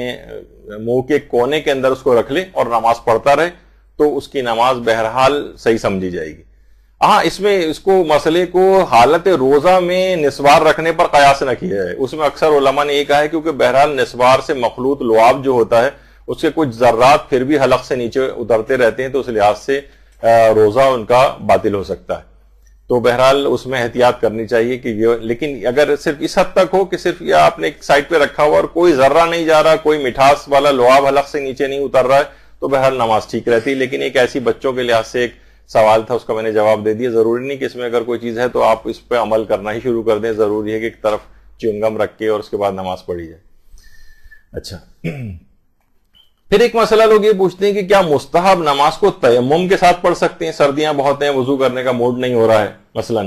مستحبی نماز تو پڑھنی, اتنی ساری ریلیکسیشن تو پہلے ہی ہیں, اس میں قبلہ رخ ہونے کی بھی شرط نہیں ہوتی ہے, اور استقرار کی بھی شرط نہیں ہے, اور سواری بھی پڑھی جا سکتی ہے, اور حالت حرکت میں اگر یہ سب چیزیں ہو رہی ہوں, پیدل چلتے ہوئے بھی ہو سکتی ہے, تو سوچتے ہیں کہ شاید پھر وضو کی بھی ضرورت نہیں ہے, اور تیمم کے ساتھ ہی اگر ہم پڑھ لیں. تو اس میں مجتہدین یہ فرماتے ہیں کہ سوائے عذر کے, جبکہ انسان پانی کی طہارت سے معذور, جب طہارت سے معذور ہو اس وقت تو اجازت ہے اس کی, لیکن اگر کوئی عذر نہیں ہے اس کے پاس تو نماز مستحب بھی تیمم کے ساتھ نہیں پڑھی جا سکتی, یعنی وضو کرنا ہی پڑے گا. اور عذر کیا ہوتا ہے؟ وہی عذر کے جو نماز واجب کے لحاظ سے عذر شمار ہوتے ہیں, تیمم کے جو موارد ہیں, بس وہی موارد مستحب نماز کے بھی. یعنی تیمم کے اعتبار سے مستحب نماز اور واجب نماز کا کوئی فرق نہیں, یعنی بغیر وضو کے کہ ہم وضو نہیں کر رہے اور صرف ہمیں ہلکی پھلکی سے سردی لگ رہی ہے, الکساہٹ ہو رہی ہے, کون سردی میں جائے اور مثلا پانی ڈالے, تو ہم ایسا کرتے ہیں تیمم ہی کر لیتے ہیں. نہیں, مستحب نماز میں اس کی اجازت نہیں سوائے سے کوئی عذر. پھر ایک بڑا معرکۃ الآراء ایک مسئلہ ایک آتا ہے کہ کیا نافلہ نماز کو اس کا وقت آنے سے پہلے پڑھ سکتے ہیں؟ بہت سارے افراد خاص طور پہ جو اس قسم کی جابس وغیرہ کرتے ہیں, وہ کہتے ہیں کہ ہمیں نافلہ نماز کا بہت یعنی شوق ہے کہ ہم پڑھیں, اور جیسے کہ نافلہ فجر ہے, اب ہمارے پاس اتنا وقت نہیں ہوتا تو ہم نافلہ فجر کے متعلق بھی یہ سوال پوچھتے ہیں. اس میں تو خیر ریلیکسیشن بھی ابھی آگے چل کر آئے گا, لیکن اکثر یہ سوال پیش آتا ہے نماز ظہر اور عصر کے نافلہ کے لیے. تو کیونکہ نماز ظہر کے نافلہ جو ہیں وہ نماز ظہر کا جب وقت شروع ہو جاتا ہے اس کے بعد پڑھے جا سکتے ہیں. اب سوال یہ ہوتا ہے کہ نماز ظہر کا جب وقت آئے گا تو ظہر کے نافلہ کا وقت شروع ہوگا, یعنی پہلے نافلہ پڑھیں اس کے بعد واجب نماز پڑھیں. لوگ کہتے ہیں مثلا ہمارے پاس اتنا وقت نہیں ہے, تو ہم کیا یہ کر سکتے ہیں کہ اس سے پہلے ہی ہم نافلہ پڑھ لیں وقت آنے سے پہلے؟ تو اس پہ علماء منع کرتے ہیں کہ نہیں, یہ تو ممکن نہیں ہے. نماز ظہر کا جب وقت آئے گا تبھی نافلے کا وقت شروع ہوگا. وہ انشاءاللہ نماز نوافل کا وقت کب شروع ہوتا ہے کب ختم ہوتا ہے, یہ ہماری جو اگلی گفتگو آئے گی اس کا عنوان بنے گا, فی الحال تو یہاں پر نہیں. لیکن نوافل کو کیا وقت آنے سے پہلے پڑھ سکتے ہیں؟ تو دیکھیے بہت سے ایک تو مستحب نمازیں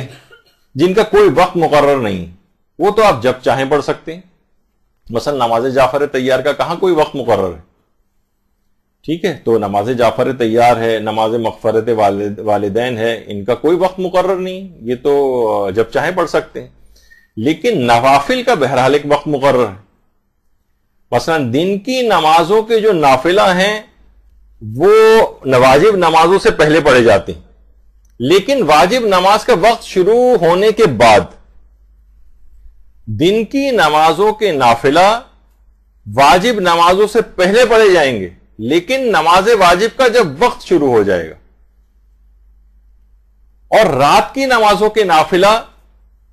میں نماز واجب پہلے پڑھی جاتی ہے اور اس کے نافلہ بعد میں پڑھے جاتے ہیں۔ اچھا، یہاں تک کی حد تک تو بات عام طور پر لوگوں کو سمجھ میں پھر بھی آ جاتی ہے۔ اچھا، اب مسئلہ اس میں یہ ہوتا ہے کہ رات کی نمازوں کے نافلہ میں واجب نماز پہلے پڑھی جائے گی اور نافلہ اس کے بعد میں پڑھے جائیں گے، تو یہ نماز فجر کے جو نافلہ ہیں اس کو کون سی میں کاؤنٹ کریں گے، دن کی نمازوں میں یا رات کی نمازوں میں؟ یہ ایک بہت بڑا ایک مسئلہ ہے کہ یہ کب شمار کی جاتی ہیں۔ کیا نماز فجر کا نافلہ دن کی نمازوں میں شمار کیا جاتا ہے یا نماز فجر کا نافلہ رات کی نمازوں میں شمار کیا جاتا ہے؟ ابھی آپ نے سن ہی لیا کہ وقت سے پہلے تو ظہر اور عصر اور مغرب و عشاء کے نافلہ نہیں پڑھے جا سکتے، لیکن یہ جو ہے اپنا نماز فجر کا نافلہ، نماز فجر کے نافلہ کے اندر بڑی ریلیکسیشن ہے۔ یہ نماز فجر کا نافلہ نماز فجر کا وقت شروع ہونے سے پہلے، بلکہ اتنا پہلے بھی پڑھا جا سکتا ہے آغا سیستانی کے فتوے میں کہ آپ نماز مغربین پڑھیں، اور نماز مغربین پڑھنے کے بعد اگر آپ 11 رکعتی نماز پڑھنے میں، نماز شب پڑھنے میں جتنا وقت لگتا ہے، یا تو نماز شب بھی پڑھ ڈالیں 11 رکعت، مثلا 10 منٹ میں پڑھ لیں گی آپ اسے، یا اگر آپ نماز شب نہیں پڑھنا چاہتی ابھی فی الحال، تب بھی اتنا وقت گزر جائے کہ جس میں نماز شب پڑھی جا سکتی ہے، جیسے 10 منٹ، یعنی نماز مغربین کو اول وقت میں پڑھا آپ نے، اور اس کے بعد 10 منٹ کا وقت ویسے ہی گزار لیا تسبیحات وغیرہ پڑھ کے، اس کے فوراً بعد بھی آپ نافلے فجر پڑھ سکتی، اتنی ریلیکسیشن۔ یعنی آپ کے لیے فجر سے اتنا پہلے اٹھ کر نافلہ پڑھنا جو ہے اگر ممکن نہیں ہے تو آپ اتنا پہلے بھی نافلے فجر پڑھ سکتی۔ اور کچھ ویسے فقہاء میں ویسے اختلاف ہے، آقا خوئی فرماتے تھے کہ رات کا 1/6 حصہ جب گزر جائے اس کے بعد نافلہ فجر پڑھ سکتے ہیں۔ مثلا اگر 12 گھنٹے کی رات ہے تو فجر سے 2 گھنٹہ پہلے پڑھ سکتے ہیں، اور 6 گھنٹے کی کہیں رات ہے تو مثلا فجر سے 1 گھنٹہ پہلے پڑھ سکتے ہیں۔ اور امام خمینی فرماتے تھے کہ فجر کاذب کے وقت جو ہے اس کو پڑھیں۔ تو خیر وہ چھوڑیے، بہرحال آغا سیستانی کے اندر اتنی زیادہ اس کی ریلیکسیشن ہے کہ اتنا پہلے بھی وقت آنے سے اتنا پہلے بھی اس کو پڑھا جا سکتا ہے۔ ان کا مجھے اس میں جو ہے فتویٰ مل نہیں سکا ہے، تو امام خمینی کے لحاظ سے فجر کاذب کے لحاظ سے اس کو پڑھ لیں، لیکن شاید یہ کہ ان کا اتنا زیادہ ریلیکسیشن نہیں ہے کہ جیسے کہ آغا سیستانی کی ہے۔ تو یہ ایک مسئلہ اس کے اندر پیش آتا ہے۔ تو اتنا وقت گزر جائے تو مثلا نماز آپ نے مغرب عشاء پڑھی، اس کے بعد 10 منٹ کا وقت گزارا، یا نماز شب بھی پڑھ سکتے ہیں، نماز شب بھی ابھی پڑھ کے، البتہ اس کا ثواب کم ہے، جتنا فجر سے قریب پڑھیں گے اتنا ثواب زیادہ ہے۔ نافل فجر میں بھی جتنا فجر سے قریب پڑھیں گے اس کا ثواب زیادہ ہے، البتہ اس کی تھوڑی تفصیل جب ہم نوافل کے اوقات بتائیں گے اس وقت ذرا نسبتاً زیادہ آئے گی۔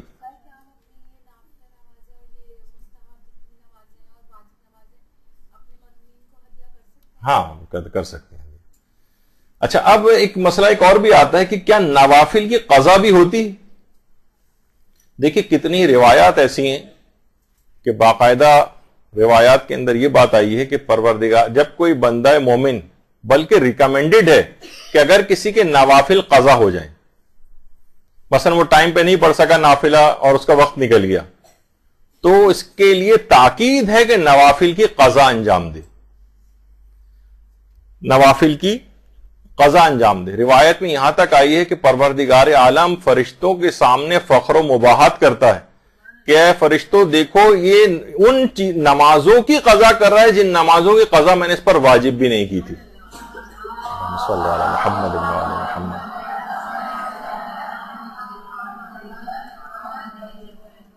تو نوافل کی قضا ہوتی ہے، نوافل کی قضا کی تاکید بھی ہے۔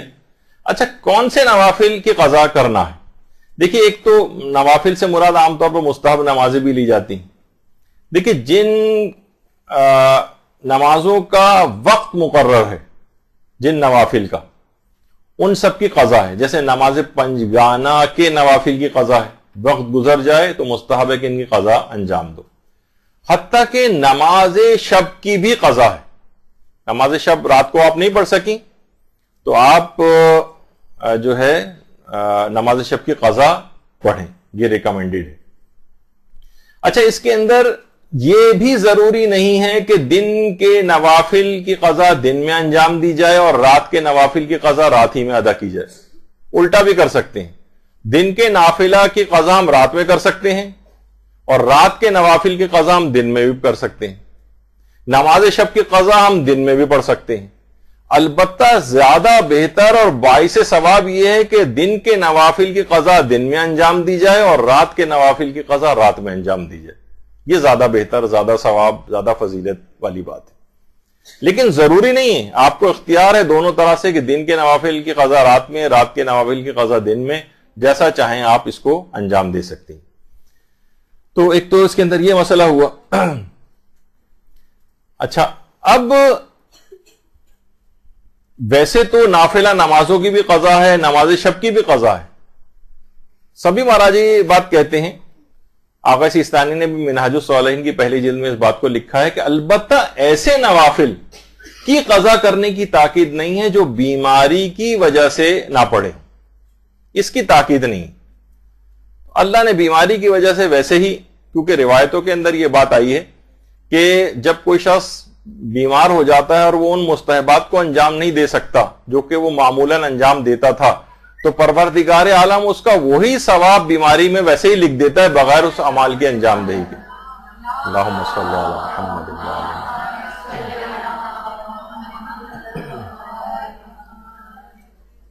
تو جب اللہ نے پہلے ہی سے ہی آپ کو اس زحمت سے بچا لیا ہے تو اب اتنی تاکید نہیں ہے کہ آپ ان کی بعد میں قضا کرتے رہیں، آپ کو ثواب تو اس کا مل ہی چکا۔ تو اس لحاظ سے ان چیزوں کا عادی بننا یہ فائدہ دلواتا ہے۔ یعنی وہ نہیں کہ جو اس سے پہلے بھی نوافل نہیں پڑھتا تھا، مستحبات انجام نہیں دیتا تھا، بیمار ہو گیا تو اب اس کو کوئی ثواب نہیں، وہ پہلے بھی نہیں پڑھتا تھا۔ اب تو یہ بیچارہ پڑھتا تھا، بیماری کی وجہ سے ذرا مجبور ہو گیا، اب نہیں پڑھا جا رہا، کمزوری ہو رہی ہے اس کو، اس کے معمولات متاثر ہو گئے ہیں، تو اس کو پروردگار وہی ثواب عطا فرما دیتا ہے جو وہ صحت یابی کے عالم میں انجام دیتا تھا۔ جی ہاں، قضا کی نیت سے اگر وہ قضا ہو گئے۔ اچھا، اب ایک چیز اور ہے، وہ یہ ہے کہ عام طور پر آدمی تھوڑا سا پریشان بھی ہوتا ہے، اور جب وہ نوافل کی اہمیت، ابھی ہمیں نے نوافل کی اہمیت بھی نہیں بتائی کیونکہ ابھی ہم نافلہ نمازوں پر اصلاً گئے نہیں، ابھی تو مستحب نمازیں اور فرق اور اس طرح کی چیزیں آ رہی ہیں، تو آدمی واقعی پریشان ہوتا ہے کہ اب تک میں نے اتنی زندگی گزار دی، اتنی نمازیں پڑھ لیں، اتنے زیادہ نوافل تو مجھ سے چھوٹ گئے، اب ان کی میں قضا نمازیں ہی ہم پر اتنی موجود ہوتی ہیں عام طور پر کہ ہم نوافل کی بھی قضا انجام دیں، اور آپ کو پتہ ہے کہ وہ 8 رکعت جو ہے مثلا ظہر کی اور عصر کی اور اس طرح مغرب عشاء اور اتنے سارے 34 رکعت جو ہیں وہ بنتے ہیں الگ سے 17 رکعت کے علاوہ اور 51 پورے دن کی۔ تو اب لوگ پریشان ہوتے ہیں کہ اتنا بڑا ثواب جو ہمارے ہاتھ سے نکل گیا، اس کو ہم کیسے حاصل کریں؟ تو دیکھیے، شریعت اسلام نے کتنے آپ کو ایسے طریقے بتائے ہیں۔ بہت سارے لوگ ایسے ہیں کہ ان کا زیادہ جسمانی عبادات کی طرف راغب نہیں، لیکن لالچ تو بہرحال آتا ہے کہ کاش ہم یہ کر سکتے، لیکن مصروفیات، ویسے تو عبادت خدا کے لیے کوئی ایسی مصروفیات کے بہانے اور بھی چیزوں کے لیے تو ہم کتنا وقت نکالتے ہیں، لیکن چلیں فی الحال اگر مان لیں تو کیا اس کا پھر بھی کوئی حل موجود ہے؟ ایک حل ہے، نوافل یومیہ کا ثواب لینے کا نماز پڑھے بغیر۔ اچھا، یہ ضرور ہے، یہ نہیں کہ سب لوگ اس کو کرنا شروع کر دیں اس لحاظ سے کہ بس ہمیں نوافل نہ پڑھیں، نہیں، اس کا تو وہ تو اوریجنل چیز ہے، اس کا ثواب تو بہت زیادہ ہے، لیکن پھر بھی اگر کوئی شخص نہ پڑھ سکے، وجوہات ہوں، پچھلی زندگی اسی طریقے سے گزر گئی ہو، تو ایک شریعت نے طریقہ بتایا ہے، وہ یہ ہے کہ اگر کوئی یومیہ نمازوں کے نافلہ نہ پڑھ سکے، نہ ان کی قضا کر سکے، تو آغا سیستانی منہاج الصالحین میں لکھتے ہیں اور سب مراجع بھی یہی فرماتے ہیں، مستحب یہ ہے کہ ہر 2 رکعت کے بدلے غریب مومن کو 1 مد یعنی 3 پاؤ آٹا دال یا چاول وغیرہ دے. اور وہ اگر اس پر بھی قادر نہیں یعنی ہر 2 رکعت کے بدلے, اس کا مطلب ہے کہ 17 رکعت بنیں گی اس لحاظ سے, تو ہر 2 رکعت کے بدلے 1 مد یعنی 3 پاؤ دینا پڑے گا اس کو آٹا دال یا چاول میں سے. اگر اس پر قادر نہیں ہے, کیونکہ یہ تقریباً میں نے ویسے ہی حساب لگایا تھا اور سب سے کم آٹے کے اعتبار سے لگایا تھا کہ اگر یہ پہلی والی چیز کو اگر ہم کریں تو یہ ایک مہینے کی نافلہ نمازوں کے جو آٹے کا خرچ تھا وہ تقریباً 17,850 روپے بن رہا تھا. لیکن اگر کوئی شخص واقعی صاحب حیثیت ہے اور وہ کرنا چاہتا ہے تو وہ مستحب نمازیں, اگر یہ نافلہ نہیں پڑھ سک رہا ہے تو وہ ہر 2 رکعت کے بدلے یہ کر لے. یہ اچھا, پھر اگر کوئی شخص اس پر قادر نہیں ہے, پیسے بہت زیادہ لگ رہے ہیں بھائی میں روزہ یعنی ایک مہینے کی, روزانہ کی بات نہیں, یعنی پورے 1 مہینے کی نافلہ نمازوں کا اتنا بنے گا, تو اگر وہ اس پر قادر نہیں ہے کہ ہر 2 رکعت کے بدلے ایسا کرے تو وہ دن کی نمازوں کے لیے 3 پاؤ اور رات کی نمازوں کے لیے 3 پاؤ آٹا یہ کسی غریب کو دے دے, 1 مد جسے کہا جاتا ہے. تو اس لحاظ سے تقریباً 1.5 کلو پر ڈے کا اس کا حساب بنے گا اور تقریباً 2,500-2,500 ہزار روپے مہینہ اس کا بنے گا. اور مستحب نمازوں کے یہ جو نافلہ ہیں, نافلہ نمازیں وہ پڑھ بھی نہیں پا رہا ہے, نہ ان کی قضا کوئی شخص کر پا رہا ہے, تو ٹھیک ہے پھر وہ 2,000-2,25 ہزار روپے خرچ کر کے کم سے کم, یعنی آٹا ہی سب سے اس میں کم ہے, ورنہ ضروری نہیں کہ غریب غربا کو بیچاروں کو صرف آٹا ہی آٹا دیا جائے, ان کو چاول کی بھی ضرورت پیش آتی ہے, دالوں کی بھی ضرورت پیش آتی ہے. البتہ ایسی چیز جو مستقل طور پر کھائی جا سکے, یعنی کہ آپ انہیں چائے کی پتی دے دیں, نمک اور مسالے وغیرہ ان پیسوں کے پرووائڈ کر دیں, نہیں وہ شمار نہیں ہوگا. یعنی کھانے کی ایسی چیز جو الگ سے بھی مستقل طور پر کھائی جا سکے. مسالے کوئی بیٹھ کے مستقل تو نہیں کھا سکتا, نمک جو ہے وہ اس پہ تو گزارا نہیں ہو سکتا اس کا کہ وہ نمک کھاتا ہو کوئی, کیونکہ معمولاً وہ غذا نہیں. تو آٹا دال چاول وغیرہ اس طرح کی کوئی چیز کھانے کی وہ 3 پاؤ کی مقدار کے برابر وہ دے سکتا. تو اگر کوئی شخص نوافل پڑھ بھی نہ سکے, نہ ان کی قضا انجام دے سکے, لیکن ثواب لینا چاہتا. اچھا, اس میں ایک اور بھی چیز ہے, وہ نوافل جو کہ پچھلی ساری زندگی گزر گئے ہیں, کیا ہم یہ کر سکتے ہیں مثلا ہمارے پاس کسی کے پاس پیسہ ہے تو وہ یہ بھی کرے کہ وہ پچھلے نوافل کی قضا کے بھی اس طرح سے اتار دے, یعنی وہ ہر مہینے کے اعتبار سے وہ لگا لے. سال میں مثلا اگر 2,200 روپے مثلا بن رہے ہیں 1 مہینے کے, تو حساب لگا لے 24-25 ہزار روپے کے اندر مثلا وہ 1 سال کے نافلہ نمازیں کا جو ایک لحاظ سے کفارہ یا فدیہ جو بھی اس طرح کی کوئی چیز اس کو کہہ لیں, تو وہ اس کا ثواب حاصل کر سکتا ہے غریب تک یہ چیزیں پہنچا کر. اچھا, اس میں پیسے نہ پہنچائے, جنس بھی پہنچانی پڑے گی, اجناس ہی میں سے ہی اس کو دینا پڑے گا. تو آپ نے دیکھا کہ بہرحال یہ اس لحاظ سے ایک اچھی چیز ہے اور لوگوں کو چاہیے کہ اس کے اوپر عمل کریں تاکہ وہ اتنے زیادہ اصلاً یہ کہ ابھی آپ کو ان کے فوائد نہیں پتہ ہے. جب فوائد علم میں آتے ہیں, جیسے کہ انشاءاللہ اگلی کلاس میں بھی ہم بیان کریں گے کہ جو نافلہ نمازیں ہیں, یہ خود معصومین نے بات ارشاد فرمائی کہ نافلہ نمازیں واجب نمازوں کے اندر جو کمیاں ہوتی ہیں ان کا جبران کر دیتی ہیں. آپ مثلا کتنی چیزیں ایسی ہیں کہ آپ دوران نماز آپ کا خشوع خضوع نہیں ہوتا ہے, غلطیاں آپ سے ہو جاتی ہیں, نماز کا وہ معیار آپ قائم نہیں رکھ سکتی جو کہ نماز کا اصلاً معیار قائم رکھنا چاہیے. تو جو نمازوں میں کمی واقع ہوتی ہے ان کے ثواب میں نافلہ نمازیں جا کر ان کمی کو پورا کر دیتی ہیں, جبران کر دیتی ہیں, کمپنسیٹ کر دیتی ہیں. تو اتنی بڑی بیساکھی ہم نے وہ ہٹا رکھی ہے اور اپنی لا علمی کی وجہ سے, جبکہ اس کے متبادل حل بھی موجود ہیں. تو اس طرح سے یا تو نوافل کی قضا انجام دیں, یا قضا نہیں انجام دے سکتے تو کم سے کم پیسے کو قائم مقام بنا کر غریب غربا کی امداد بھی. دیکھیے اس میں پروردگار عالم کا ایک وہ بھی مزاج بھی پتہ چلتا ہے کہ وہ اپنے بندوں کا کتنا خیال رکھتا ہے. مثلا وہ یہ بھی کہہ سکتا تھا اگر کوئی شخص نماز نوافل کو انجام نہ دے سکے, قضا نہ کر سکے, تو ٹھیک ہے 1,00,000 دفعہ مثلا اللہ اکبر یا تسبیح جو میری کوئی انجام دے. اس نے ایسی کوئی چیز نہیں رکھی, بلکہ کہا ہے کہ جاؤ میرے بندوں غریب بندوں کی اس طرح سے امداد کرو تو میں تم اس کا ثواب دے دوں گا. تو درود بھیجیے محمد علیہ محمد صلی اللہ علیہ وسلم.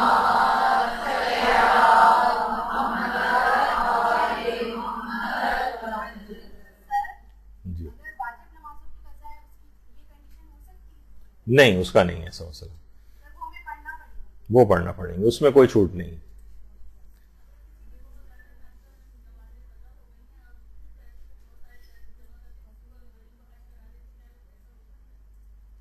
آواز بہت کم آئی ہے آپ کی, دوبارہ زور سے کہیے گا. نہیں, واجب نمازیں اگر مستحب, واجب کا تو سن ہی لیا آپ نے, وہ تو ممکن نہیں ہے. اور مستحب نمازوں میں بھی یہ اجناس ہی دینی پڑیں گی, حج کرانے سے یا کوئی اور کسی مد میں پیسہ خرچ کرنے سے, یتیم خانے میں ویسے ہی امداد کر دینے سے یا مسجد کی تعمیر میں خرچ کر دینے سے یہ چیز ادا نہیں ہوگی. جو مستحب نوافل کا جو کفارہ بیان ہوا ہے اس طریقے سے, بس اسی مد میں اس کو خرچ کیا جا سکتا ہے.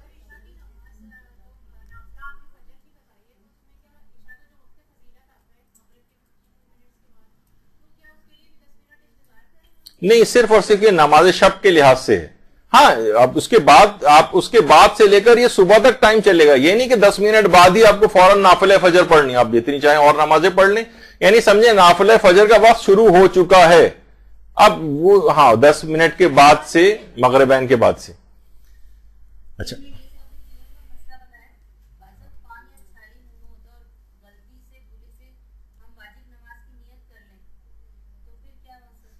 اس کو نکال کے دوران نماز پھینک دیجیے اس کو, یا ایک سائیڈ میں کر لیں کہ اسے حلق سے نیچے نہ اترے. بہرحال یہ تو اب یہ سوال تو بہت شروع ہو جائیں گے, پھر سب درس رہ جائے گا. وہ تو آپ مجھے معلوم ہے اتنی ساری قضیے اٹھ رہے ہیں بیچ میں, اس میں ضمنی سوالات بہت آ جائیں گے, لیکن یہ یہاں کے اس کے بھی ڈیکورم کے خلاف ہے کہ یہاں بیچ میں سوالات, اس سے پھر وہ چیز رک جائے گی. ساری جو اہم مسئلے ہو سکتا ہے وہ خود ہی کور ہو جائیں ابھی آپ آگے چل کے جیسے کہ سن رہی ہیں. اچھا, اب ایک ہوتا ہے کہ مثلا ہمیں پڑھنی ہے مستحب نمازیں ہیں, نوافل وغیرہ, شک ہو رہا ہے کہ ہم نے یہ نمازیں مستحب پڑھی یا نہیں پڑھی. دیکھیے عام طور پر جو بہت سی نمازیں, اول تو جو صرف واجب کی حد تک رہتا ہے اس کو تو یہ شک نہیں ہو سکتے, لیکن جو مختلف مستحب نمازیں وغیرہ پڑھنے کا عادی ہے تو اس کو یہ سمجھ میں نہیں آتا کہ میں نے نماز ابھی پڑھی یا نہیں پڑھی. تو دیکھیے اگر کوئی ایسی نماز مستحب ہے جس کا کوئی وقت مقرر نہیں, جیسے نماز جعفر طیار, اور شک ہو رہا ہے کہ میں نے نماز جعفر طیار پڑھی یا نہیں پڑھی, روزانہ کیونکہ پڑھتا ہے, وہ ہو سکتا ہے دن میں بھی پڑھتا ہو, رات میں بھی پڑھتا ہو کوئی شخص. اب شک ہو رہا ہے کہ یہ میں نے نماز جعفر طیار پڑھی یا نہیں پڑھی, اور اس نماز کا کوئی وقت مقرر نہیں. نوافل کا تو ایک وقت مقرر ہوتا ہے نا کہ کب پڑھنے ہوتے ہیں, لیکن ایسی مستحب نمازیں ان کا کوئی وقت مقرر نہیں, اور شک ہونے لگے کہ میں نے پڑھی یا نہیں پڑھی, تو علماء فرماتے ہیں کہ پھر وہ اس نماز کو پڑھے. واجب تو ظاہر ہے نہیں ہے کیونکہ مستحب نمازیں پڑھنا واجب نہیں ہے, لیکن وہ جو اس کی تھا کہ مجھے ان مستحب نماز پڑھنی ہے, تو شک اگر ہو جائے کہ میں نے فلاں مستحب نماز پڑھی یا نہیں پڑھی جبکہ اس نماز کا کوئی وقت مقرر نہیں تھا, تو سمجھے کہ نہیں پڑھی اور پڑھے. واجب تو نہیں ہے, البتہ اس کو پڑھنے کا اس لحاظ سے ایک مستحب حکم ہے اس کے لیے. یا مثلا جس کا وقت مقرر ہے, جیسے نوافل یومیہ, وقت مقرر ہے اور ابھی وقت باقی اور شک ہو رہا ہے کہ میں نے پڑھی یا نہیں پڑھی, اس صورت میں بھی اس کو چاہیے کہ وہ اس نماز کو پڑھے. مثلا ابھی وہ مغرب اور عشاء کے درمیان بیٹھا ہوا ہے, اب اسے شک ہو رہا ہے کہ میں نے نافلہ مغرب پڑھی یا نہیں پڑھی, تو وہ نافلہ مغرب پڑھے. واجب تو نہیں ہے, لیکن حکم یہ کہ اگر تم ثواب لینا ہے تو تم اس نماز کو پڑھو. تو شک کی حالت میں, ہاں اگر وقت گزر گیا ہے تو پھر شک کی پرواہ نہ کرے. مثلا وقت گزر گیا ہے, نافلہ مغرب عشاء یا ظہر اثر کے نافلہ اب اسے مغرب میں یاد آ رہے ہیں, وقت گزر گیا ان کا, اب سمجھے کہ بس پڑھ لیے ہوں گے, بس اب اس کو پڑھنے کا حکم نہیں. لیکن نوافل کا اگر وقت مقرر ہے اور وقت کے دوران ہی شک ہونے لگے کہ میں نے اس نافلہ کو پڑھا یا نہیں پڑھا, تو اس کے لیے حکم ہے کہ اس نافلہ کو پڑھے. اچھا, اب ایک مسئلہ یہ آتا ہے کہ لوگ اکثر یہ پوچھتے ہیں کہ ہمیں اپنے نافلہ پڑھنے اور والدین کی قضا نوازیں بھی ہیں, تو کیا یہ بہتر نہیں ہے کہ ہم اپنے نافلہ کو چھوڑ کر والدین کی قضا نمازیں پڑھ لیں, تو کوئی ایسی صورتحال ہو جائے کہ ہمیں نافلہ پڑھنے کا بھی ثواب مل جائے. یعنی ہم اپنے نافلہ کو چھوڑ کر والدین کی قضا نمازیں, مثلا مرحوم والدین کی, زندہ کی تو کوئی نہیں پڑھ سکتا, مرحوم والدین کی قضا نمازیں مثلا اگر ہم پڑھنا چاہیں تو ہمیں نافلہ کا ثواب بھی مل جائے. تو اس میں علماء یہ فرماتے ہیں کہ ایسا نہیں ہو سکتا. یعنی والدین کی قضا پڑھیں گے تو والدین کی قضا کی ہی نیت ہوگی اور پھر نافلہ کا ثواب نہیں ملے گا. یعنی والدین کی قضا پڑھنے سے نافلہ ساقط نہیں ہوتی. البتہ آقا سیستانی فرماتے ہیں کہ رجائے مطلوبیت کی نیت سے یہ عمل جائز ہے. رجائے مطلوبیت شاید پروردگار عالم آپ کو نافلہ کا ثواب دے دے, یعنی آپ کے دماغ میں یہ آ رہا ہے کہ بھئی نافلہ ہی اتنے زیادہ ہیں، پھر والدین کی قضا نمازیں بھی ہیں، تو میں اپنے نافلہ چھوڑ دیتا ہوں کون سے مجھ پر واجب ہیں، لیکن والدین کی قضا نمازیں پڑھ لوں کہ ان پہ کوئی ممکن عذاب ہو تو وہ برطرف ہو جائے. تو وہ فرماتے ہیں رجائے مطلوبیت کی نیت سے ایسا کر سکتا ہے، اور امید ہے کہ اللہ اپنے فضل سے اور اپنی رحمت و برکت اس کے اپنے والدین کے لیے رحمت اور یہ جو ان کے بخشش کا طلبگار ہے اس کے اعتبار سے اس کو نافلہ نماز کا ثواب بھی عطا فرما دے. انشاءاللہ اس کو اس بات کا امکان ہے، لیکن یہ عمل مستحب ہونے کے لحاظ سے نہیں کر سکتا. وہ رجائے مطلوبیت شاید پروردگار عالم اس بات کو قبول کر لے. تو نافلہ پڑھنے کے بجائے والدین کی قضا پڑھے تو اصول کے اعتبار سے تو والدین کی قضا نمازیں کا ایک الگ حکم ہے، اس سے نافلہ تو ساقط نہیں ہوتے، لیکن اگر وہ اسے نافلہ بھی پڑھے یعنی، لیکن فرماتے ہیں رجائے مطلوبیت کی نیت سے اگر پڑھ لے تو بہرحال امید ہے کہ پروردگار ثواب عطا کرے گا. اچھا، اب یہ جو آپ نے سنا تھا کہ سواری پر یا چلتے ہوئے مستحب نماز پڑھنے کا، اس کو کئی دفعہ تو بیان ہو چکا ہے، مجھے اس کو دہرانا نہیں ہے کہ بس معمولی سے سر کے اشارے سے. ہاں یہ ضرور ہے کہ اگر آپ ایک جگہ کھڑے ہو کر اگر نماز پڑھ رہی ہیں مستحبی، تب تو قبلہ رخ ہونا بھی شرط ہے اور جسم کا ٹھہرا ہونا بھی شرط ہے، استقرار جس کو ہم نے پچھلی مرتبہ بیان کیا تھا. لیکن اگر آپ حالت حرکت میں چلتے ہوئے ہی نماز پڑھ رہی ہیں مستحبی، تو اس میں پھر قبلہ، مثلا آپ قبلے کے بالکل برخلاف سمت میں جا رہی ہیں، آپ چلتے ہوئے، رکی ہوئی نہیں، رکی ہوئی اگر ہوں گی، ویسے پرانے علماء کچھ یہ بات کہتے تھے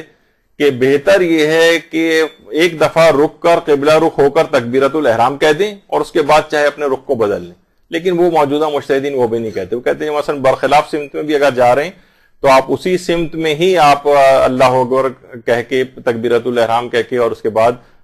چلتے ہوئے نماز پڑھ لیں، چاہے قبلے کے برخلاف ہی کیوں نہ. اور استقرار بھی شرط نہیں، جسے مل رہا ہے آپ کا ظاہر ہے تو اس میں بھی نماز وہ پڑھی جا سکتی.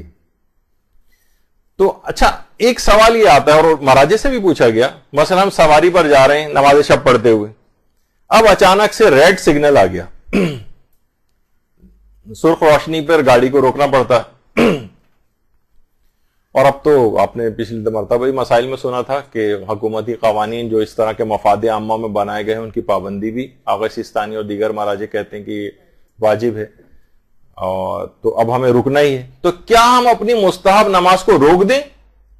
کیونکہ اب تو ہم چل رہے تھے نا، ہمیں چلنے میں اجازت تھی اور ریڈ سگنل پہ ہماری گاڑی آ کر رک گئی، تو ہم نماز کو روک دیں جب تک کہ دوبارہ گاڑی چلے اور پھر اس کے بعد ہم نماز کنٹینیو کریں؟ علماء فرماتے نہیں، اس احتیاط کی کوئی ضرورت نہیں.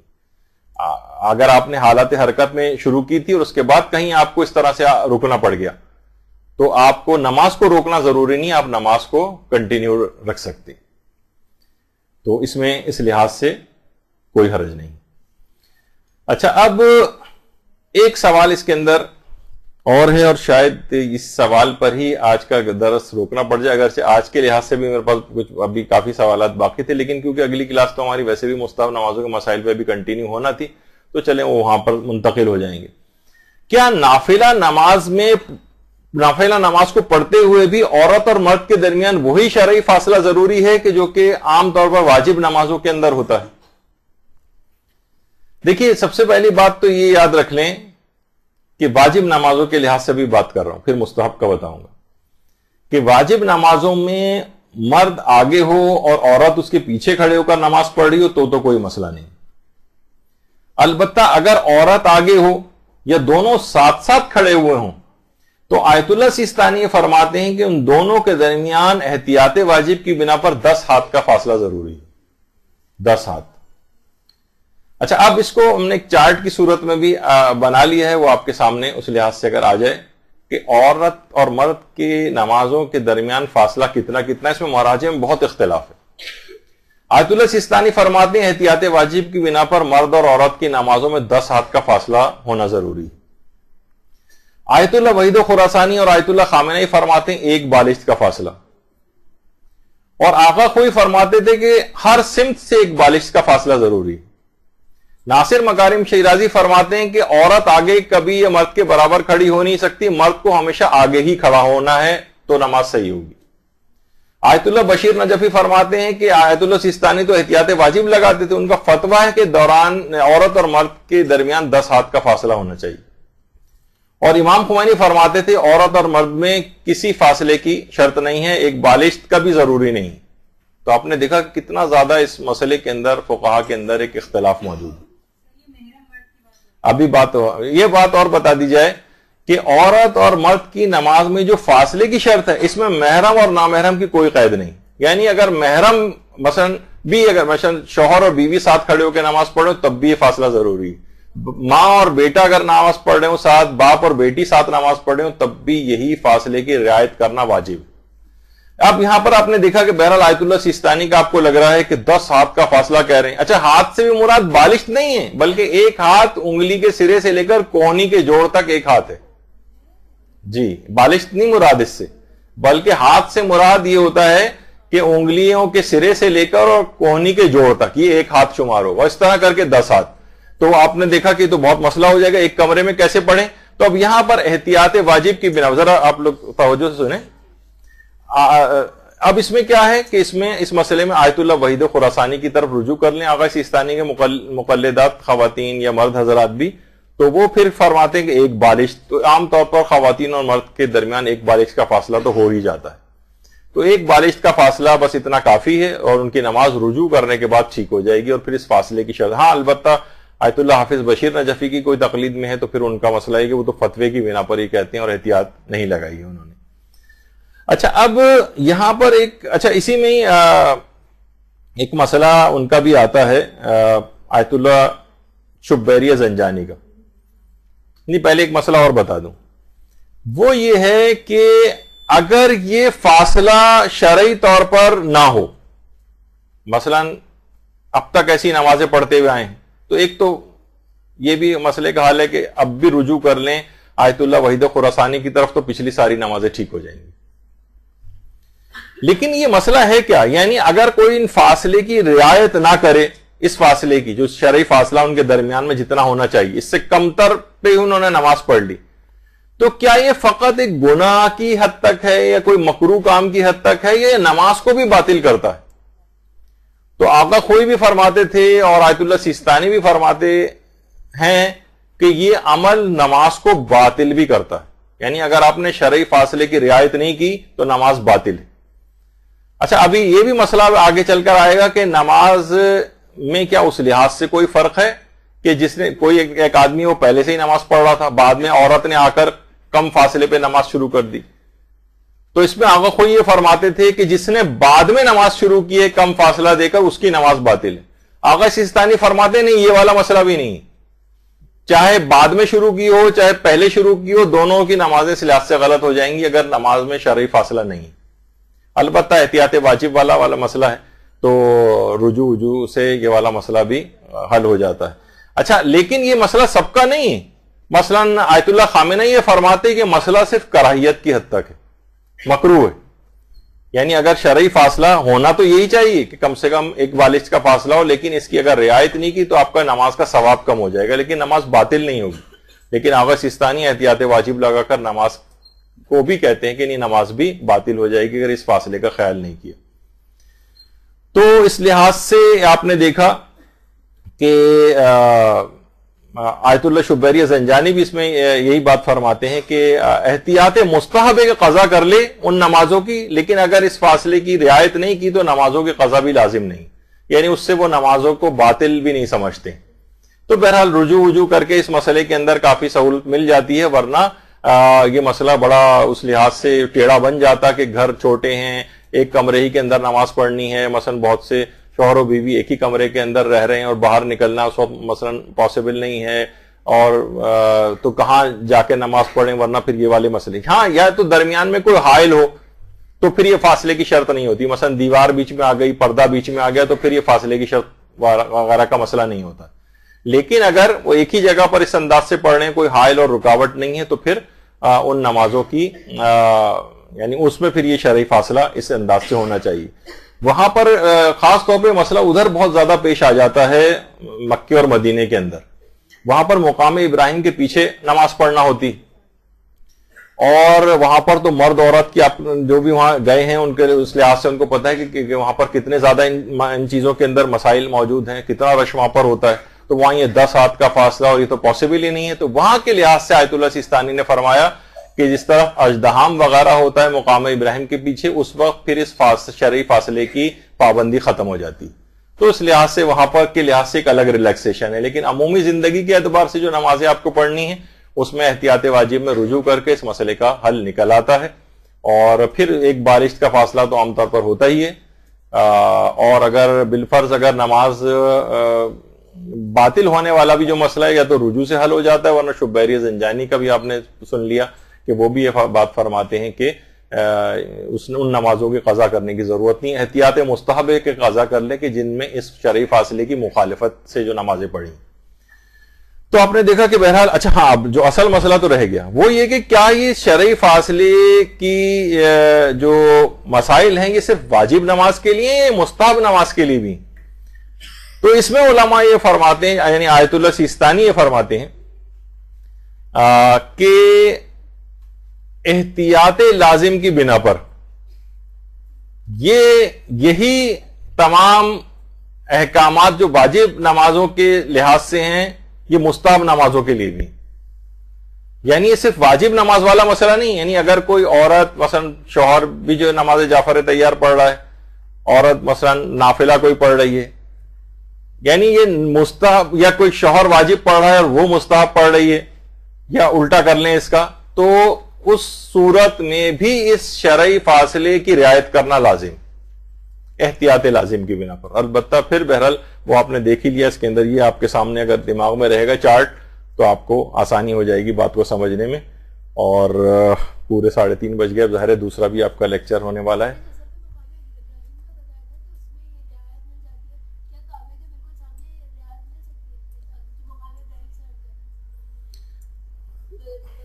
نہیں وہاں پر تو دیکھیے وہاں پر اچھا ہاں ایک بات اور بتا دی جائے کہ یہ جو ہے جبکہ دونوں نماز پڑھ رہے ہیں اس وقت کا مسئلہ ہے. یعنی مرد بھی نماز پڑھ رہا ہے اور عورت بھی نماز پڑھ رہی ہے,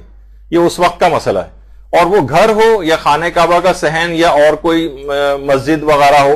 تو یہی حکم برقرار رہے گا. یعنی اور جگہوں کے لیے اچھا البتہ مثلا مرد تعقیبات پڑھ رہا ہے بیٹھا ہوا اور عورت نماز پڑھ رہی ہے, ان میں سے کوئی بھی ایک شخص کی نماز نہیں چاہے عورت مرد, تو پھر یہ والے احکام نہیں ہوتے, پھر وہ یہ شرعی فاصلہ کی رعایت لازم نہیں. وہ تو آپ کو پھر مل گیا نا کہ آپ کو نماز پڑھنے کی دوبارہ پڑھنے کی ضرورت, کیونکہ عام طور پہ ایک بالش کا فاصلہ ہو ہی جاتا ہے. اور شبیری زنجانی کی طرف رجوع کر لیں تو پھر تو وہ جو پچھلی نمازیں اس لحاظ سے کم فاصلے تحت پڑھی گئیں ان کی بھی قضا لازم نہیں ہوتی.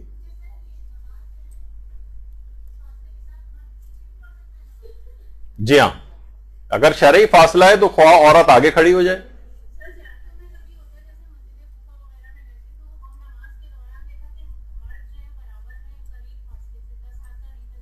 بس ابھی رجوع کر لیں وحید و خراسانی کی طرف ہو جائے گی. صحیح نہیں, ان کے مثلا جہاں پر قدم ہے, یا مثلا اگر عورت آگے کھڑی ہوئی ہے یا مرد آگے کھڑا ہوا ہے تو مثلا ابھی پھر فرض کر لیتے ہیں کہ عورت آگے کھڑی ہوئی ہے یا عورت برابر میں کھڑی ہوئی ہے, تو دونوں کے قدموں کے درمیان کم سے کم ایک بالشت کا فاصلہ ہو, رجوع کرنے کے بعد بھی جو ایک بالشت ہوتا ہے. یا مثلا عورت آگے کھڑی ہوئی ہے تو پھر ایک بالش کا فاصلہ اس کے قدموں میں اور مرد کی پیشانی زمین پر رکھنے کی جو جگہ ہے ان کے درمیان ایک بالش کا فاصلہ ہونا چاہیے. لیکن آپ نے دیکھا کہ رجوع کر کے ان سب مسائل کا حل نکل آیا ہے, تو وہ والا مسئلہ اب نہیں ہے. لیکن بہرحال یہ دماغ میں ہونا چاہیے کہ اگر وہ رجوع نہیں کرے گا تو آغا سیستانی فرماتے ہیں اس کی نماز باطل ہو جائے گی. وصلی اللہ علی محمد وآلہ الطاہرین الطاہرین. برحمتك يا أرحم الراحمين وصلى الله على محمد وآله الطاهرين.